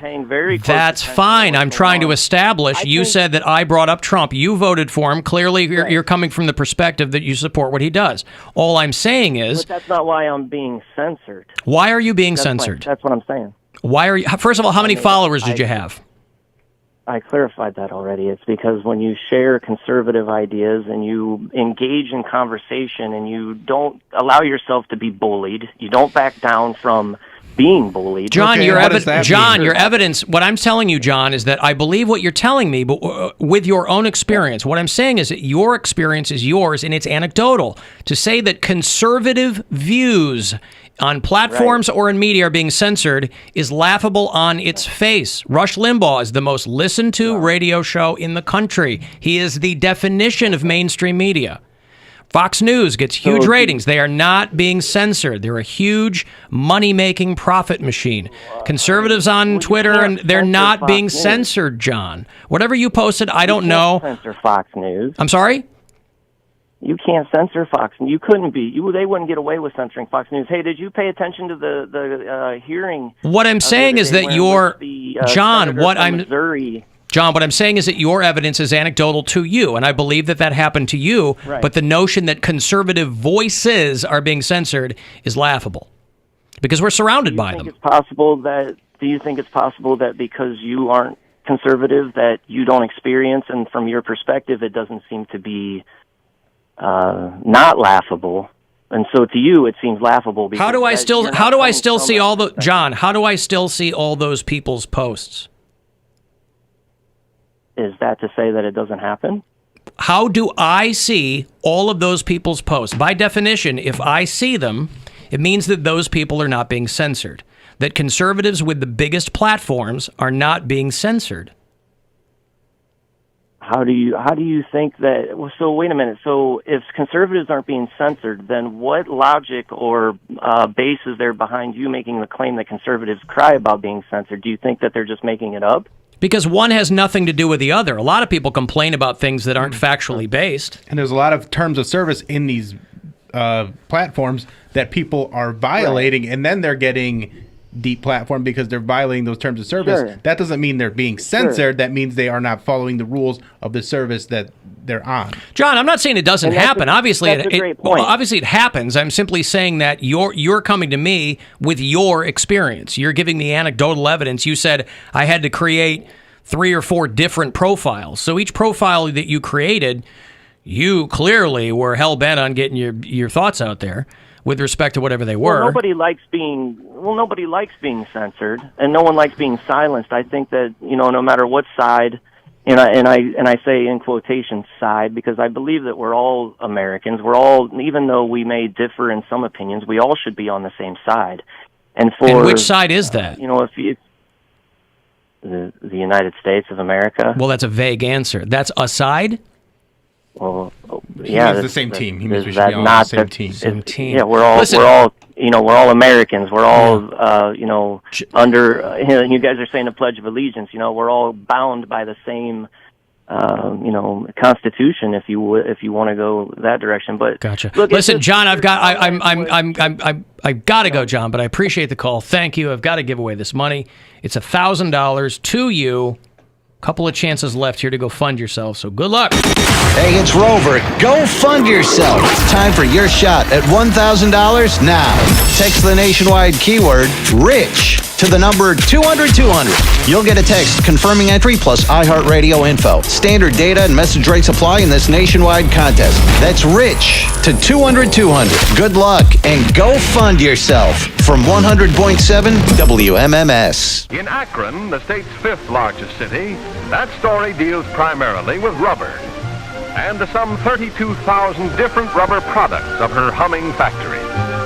Akron is the rubber manufacturing capital of the nation and the world. Her very name is synonymous with rubber. From tires and tubes to rubber heels and hip boots, the torrential tide of products flows to the far-flung markets of the earth. Rubber is to Akron what salt is to the sea. She's impregnated with it. Oh, that took a weird turn. Akron was impregnated with rubber in the 40s. Ironic. That's very ironic. I saw you were wearing your rubber ducks hat today. Oh, yeah. And that made me think of old Akron newsreel footage.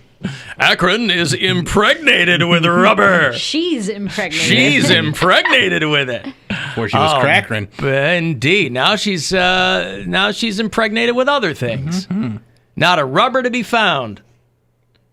Now, when it comes to people like John, and I'm not saying that this is what happened to him, because I don't know, but I know people that they're very when they go on social media, it's all like visceral reactions. So that they see something that they don't like, and they give these very angry replies. They to them, lash out immediately. and they lash out at people. And so this is people that have been kicked off for a bunch of things. Dave Hill, who's a comedian, a buddy of mine, he was kicked off Twitter because he kept just saying like, I banged your mom, like doing dumb like your mom jokes, Right. and it was all marked as like bullying, Right. But it was like super silly stuff, and he got kicked off of Twitter for it, like saying like your mom's or your dad's a poop head, stuff like that. There are plenty of right-wing people, if they're trying to make cogent, convincing, logical arguments that aren't censored because Right. they're not screaming at people or saying they should be shot in the head or you threatening know, them or something. Yeah, whatever. Things like that. Yeah, they don't view their bullying or like the way they express their politics as There are plenty of harassment. Black Lives Matter types who got censored too on social media. And that's like I have friends that are like that, and they're like, I got kicked off Twitter again. I'm like, you gotta calm down. Like it's not that hard to reply to somebody and not make it super angry and and they're like, I can't help myself. I have to tell them that they're idiots. All you have to do is just stop it. even if you're on the left side of things, all you have to do is leave the word assassination out of your posts, Oh my God, and you'll yeah. be fine. I never knew that Twitter jail was a thing. I thought you got in Twitter jail because you tweeted too much. That's always what I thought. No. I was like, so how many times do you have to tweet in a day to get in Twitter jail? Twitter jail is terms of services situation, like where you are insulting or bullying or harassing people. So, and that's another thing too, is they'll be like, oh, I got kicked off these things and they're censoring me. It's like, no, you're harassing people, and that's what's getting you kicked off. Well, but also, and I will defend. And again, this is not. I'm not saying that's what happened to John, but I'm saying that's happened to people where they're like, oh, they don't want to hear. They're censoring me, but they're actually harassing people and being bullies and being, not following the rules of the service. But there's also the distinction to be made where it is, kind of to his point, it is also inconsistent. Yeah, absolutely. I mean, there are hard, fast rules that are where Facebook is kind of like, well, that doesn't really, like when Steve Bannon was saying Dr. Fauci's head should be on a pike. Yeah. And they were like, that doesn't really violate our terms of service. And so it's understandable why people on either side get confused. But whatever. Yeah, don't. And again, it's a service that you signed up for. Right. It's not the American government that's running Twitter. It's not. They're not kicking you off of Twitter and Facebook. Censorship is the government censoring you. Yes. Yeah. And that, if you're into your Constitution, as people say that they allegedly are, then you should know that it's not a violation of your First Amendment rights of the Constitution if a company, like I can't say whatever I want on this radio station because it's not my radio station. It's the company I work for. If they were to fire me, I wouldn't go, my First Amendment rights are being... And trust me, plenty of people in my line of work have tried that nonsense. Yeah. It doesn't apply. And on Facebook... This isn't a government entity. Facebook, Mark Zuckerberg basically said under oath, he's like, yeah, people say things that are lies and we share it and we take their money. So that's our business. That's what we do. They're in the ad selling business. So I don't think they're censoring what you think they are. Anyway, I've got a break. The Bill Squire Friday Getdown is mere minutes away. That's how you know that your weekend... No censors! He already gave it away, Mary. He already gave it away. He already blew his wad. Now he's going to come up with a new one. That'd be new. Oh, boy. He'll have new wads. Caught me off guard. I wasn't ready.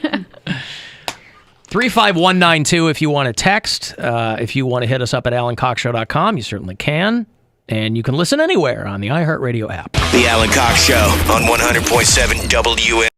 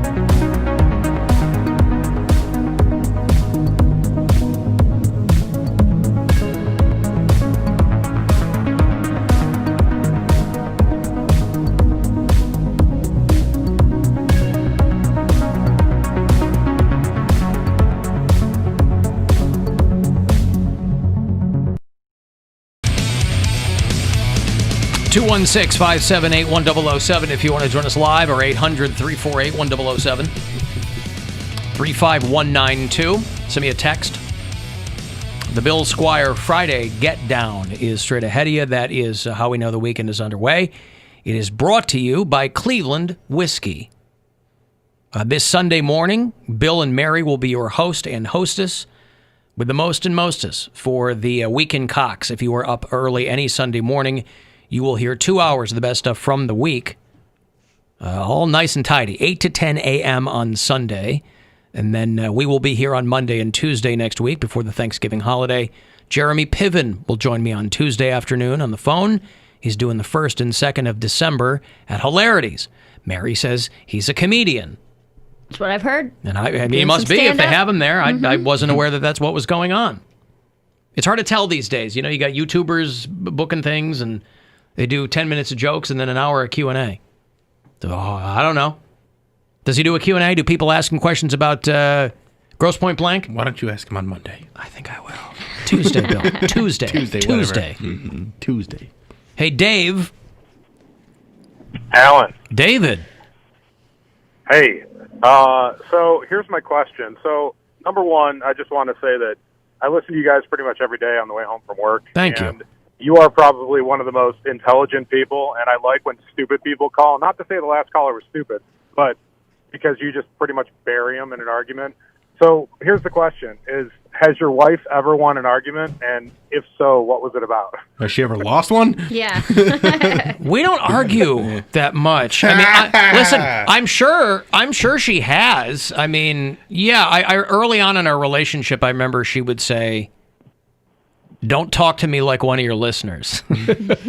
Listen, you guys We argued a lot when we first moved to Cleveland. Coming here was very tough for her. So there were a lot of arguments, but they weren't really about much. It was just there was some culture shock, and it was, you know, we hadn't been together that long, and blah, blah, blah. We don't argue that much. But and you guys usually do disagree on things, and when you guys disagree on things, it's very entertaining, and that's why people like when Gwen sits in. When Mary was on the road more, Gwen would sit in more often, and when she would, her and you going back and forth is very entertaining. Well, yeah, that's mostly kind of here, though, too. You know, like, we disagree I've seen on... you guys do it in person, too. We disagree on things, but we don't really argue much. And if we did, like, I'm not a... It's debate, I would say.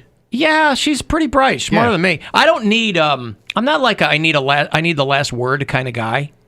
I think it's more entertaining to get the second to last word, because when you're really arguing with somebody, if you give them the last word... and everything calms down, their words are still out there, echoing and hanging there, and you just let them have it and walk away. Well, a lot of times... That's the best. Yeah, when you give people enough rope. Not even rope, just like standing there going, okay, yeah, that's how you feel. That's how you feel. That's what it is. So I'm sure I've lost plenty of them, Dave. You want me to text her and find out? Yes. Go ahead. No, I already got yelled at once for that. Well, you were doing it behind my back. I was trying to get information. He was trying to catch me on something. I was trying to get some information from my sources. Right, sure. That's what it was. Trying to find out if you also... He's trying to do a workaround after I told you. Mm-hmm. So there's a non-answer to your question, Dave. Awesome. Well, keep up the good work. All right, thank you, sir. I appreciate you listening. Do we want to? That's one of my favorite moments. When last time Gwen was here, you guys started off the show going back and forth, and then you look over and go, "Gwen's here." So funny. She could take a joke, that one. Yeah. She married me, am I right? Hi. Oh my God. Here we go. Hey, you're never going to believe this. But I am not an easy person to be with. Oh. I know that comes... You're going to need to pull over if you're in your car. That comes as quite a shock. What? But but I am I can be a bit of a pill sometimes. Which pill? Certainly don't Not Xanax. mean to be, but dealer's choice. You know? Do we want a medical update on stripper Scott? Medical. I didn't know. What medical update? The gallbladder. Oh, the gallbladder. Did you get unmitigated gallbladder? Did you get him lasered out or what? No, actually, I'm going Monday to see the surgeon. What I had the other day was a stomach scope and a colonoscopy. Stomach scope and a colonoscopy. Who loves lasers? Lots of lasers. Did they reach around? They actually, the two doctors high-fived in the middle of it, which is very embarrassing. They Eiffel Towered him right there. Yuck. So, no, it turns out that I have a hiatal hernia.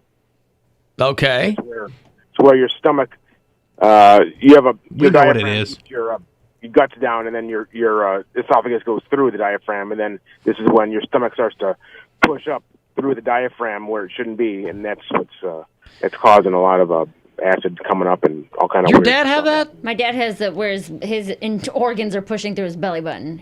They're trying. Is to that come a out form of his hiatal body. hernia? It's a type of hernia. It's a I type don't of know. hernia. What hiatal? I don't know what that. Your stomach bulges through your diaphragm, so His Stripper is Scott pushing is out through his belly button. through his belly button. Now, will it eventually pop his belly button like a cork, and all of his organs will spill Well, out? that's a big reason why we're trying to lose some weight. Oh my goodness! All that pressure. Well, what it does is if it does like pop or whatever, it causes obviously mass internal bleeding, and you can leak like essentially sewage into your body. Scott, how did you? What are you doing to get all this? I don't know. This might have been there for years. I was reading the Cleveland Clinic's entry on it, and it said that if you exercise or lift heavy weights, I'm like, well, I don't do any of that, or it could have just been present for years and been misdiagnosed as GERD, which I've had pills for a few years, so it might have been here a while. GERD. Here's my favorite part, by the way, is if you Google image search hiatal hernia, the Cleveland Clinic, number one diagram looks exactly like Stripper Scott. Yes, and I was gonna tweet that out the other day, but I forgot. It just it looked just I like didn't see him. that. In like a blue dress shirt.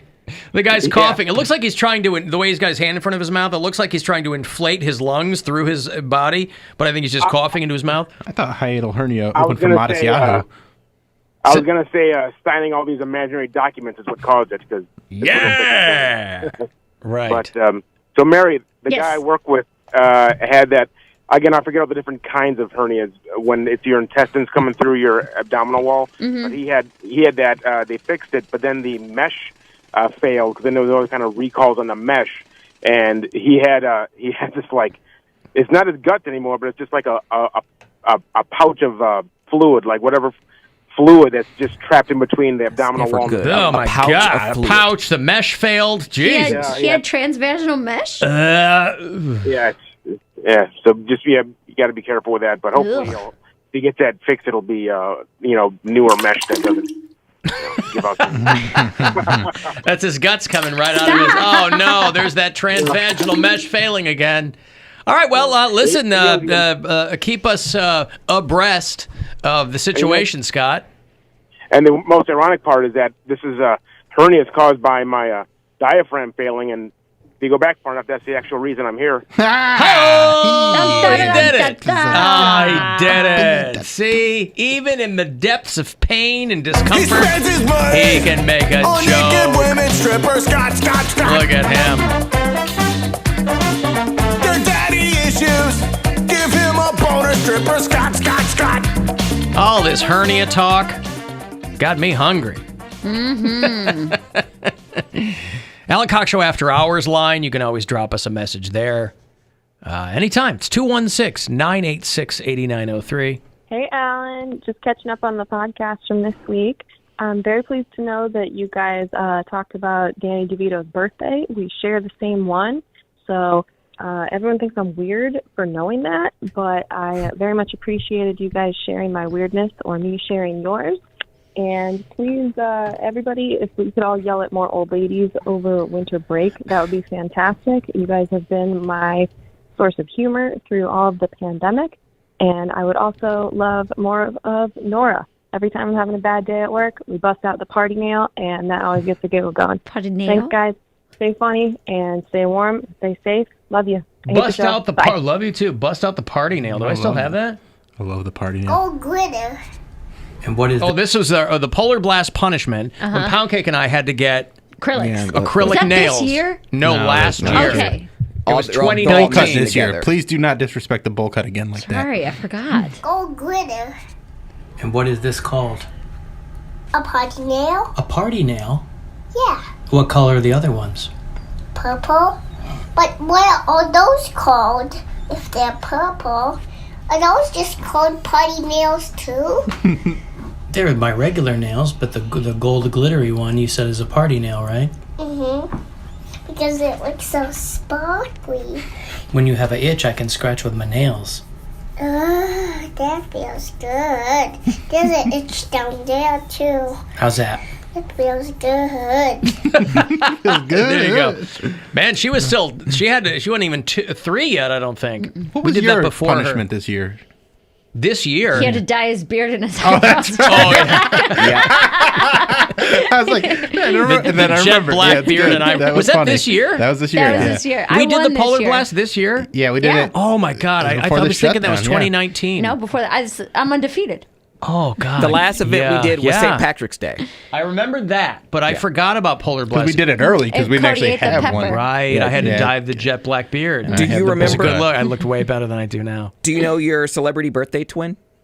Like, do you know a celeb? Who's I yours? don't have There's a one. bunch, but Selma Blair is the one that I think immediately you know who that jumps is. to mind. I dated 2 guys whose birthday were September 28th. And the second guy, when he told me his birthday, I was like, oh, that's Hillary Duff's birthday. And he was like, why do you know that? And I was like, oh, my high school sweetheart, and you have the same birthday. And then my boyfriend now's birthday is September 26th. But, Hey. yeah, and then you guys told me that it's not real, that I have a thing for Libras, but whatever. September 26th. I think that's my ex-wife's birthday. September 26th is something. Yeah. Anyway, when I was a kid, my only celebrity birthday was Ted Shackelford, who was on Knots Landing. And I'm like, what? There's got to be something cooler than that. Well, with the internet, you get a lot more information. So I have Selma Blair, Supreme Court Justice Clarence Thomas, Francis McDormand, JFK, Christina Applegate for me. Jason Mraz. I got Mahershala Ali. Oh. I got The Weeknd. I got Ice-T. I got Elizabeth Olsen. John F. Kennedy Jr. And Mark Price. I got Pink, Bernie Sanders, John Mattis. You have the same birthday as Bernie Sanders? Same as Bernie Wow. Sanders. Same year, too. Shut up. Black don't crack. Yeah. Joe DiMaggio for me. Oh, Wiz Khalifa. Yeah.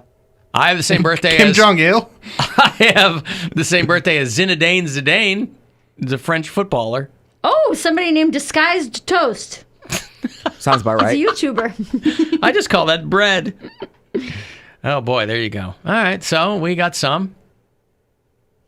That's fun. Joss Whedon. Because you think that star, I'm like, maybe they're a little like me in our Virgo ways. No. You don't think that?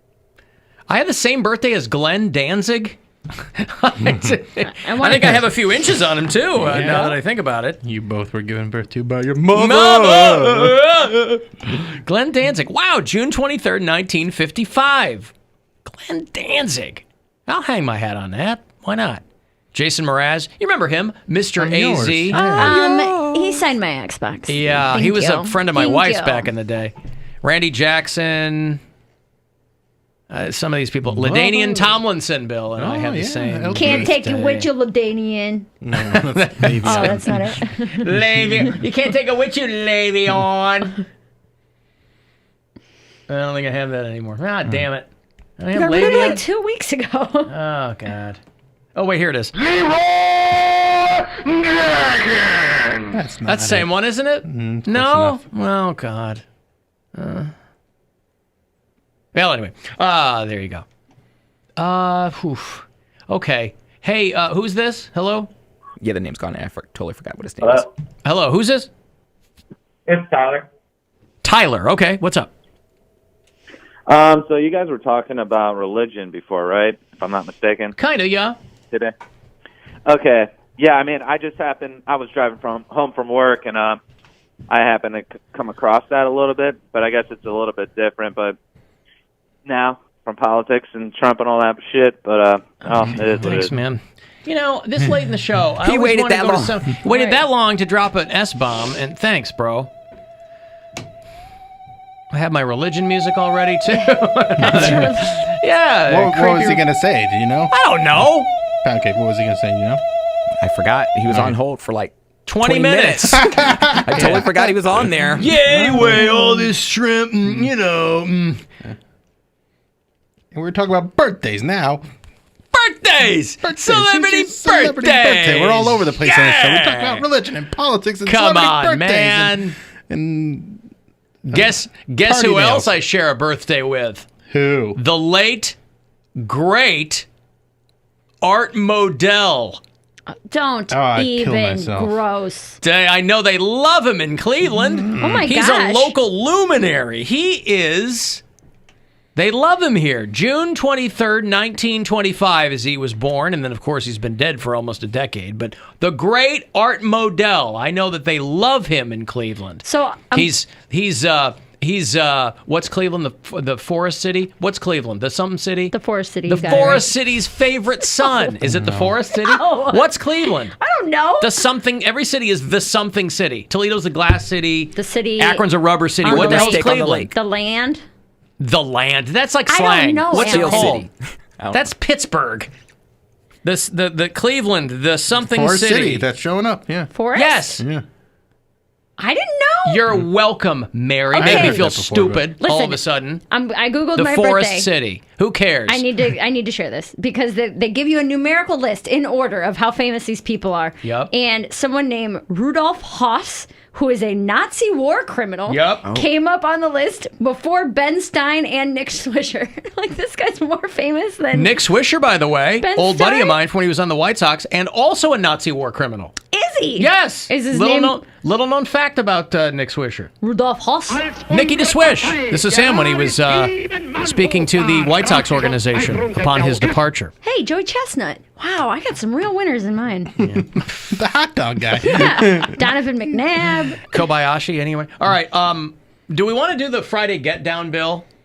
I would like nothing more. Okay.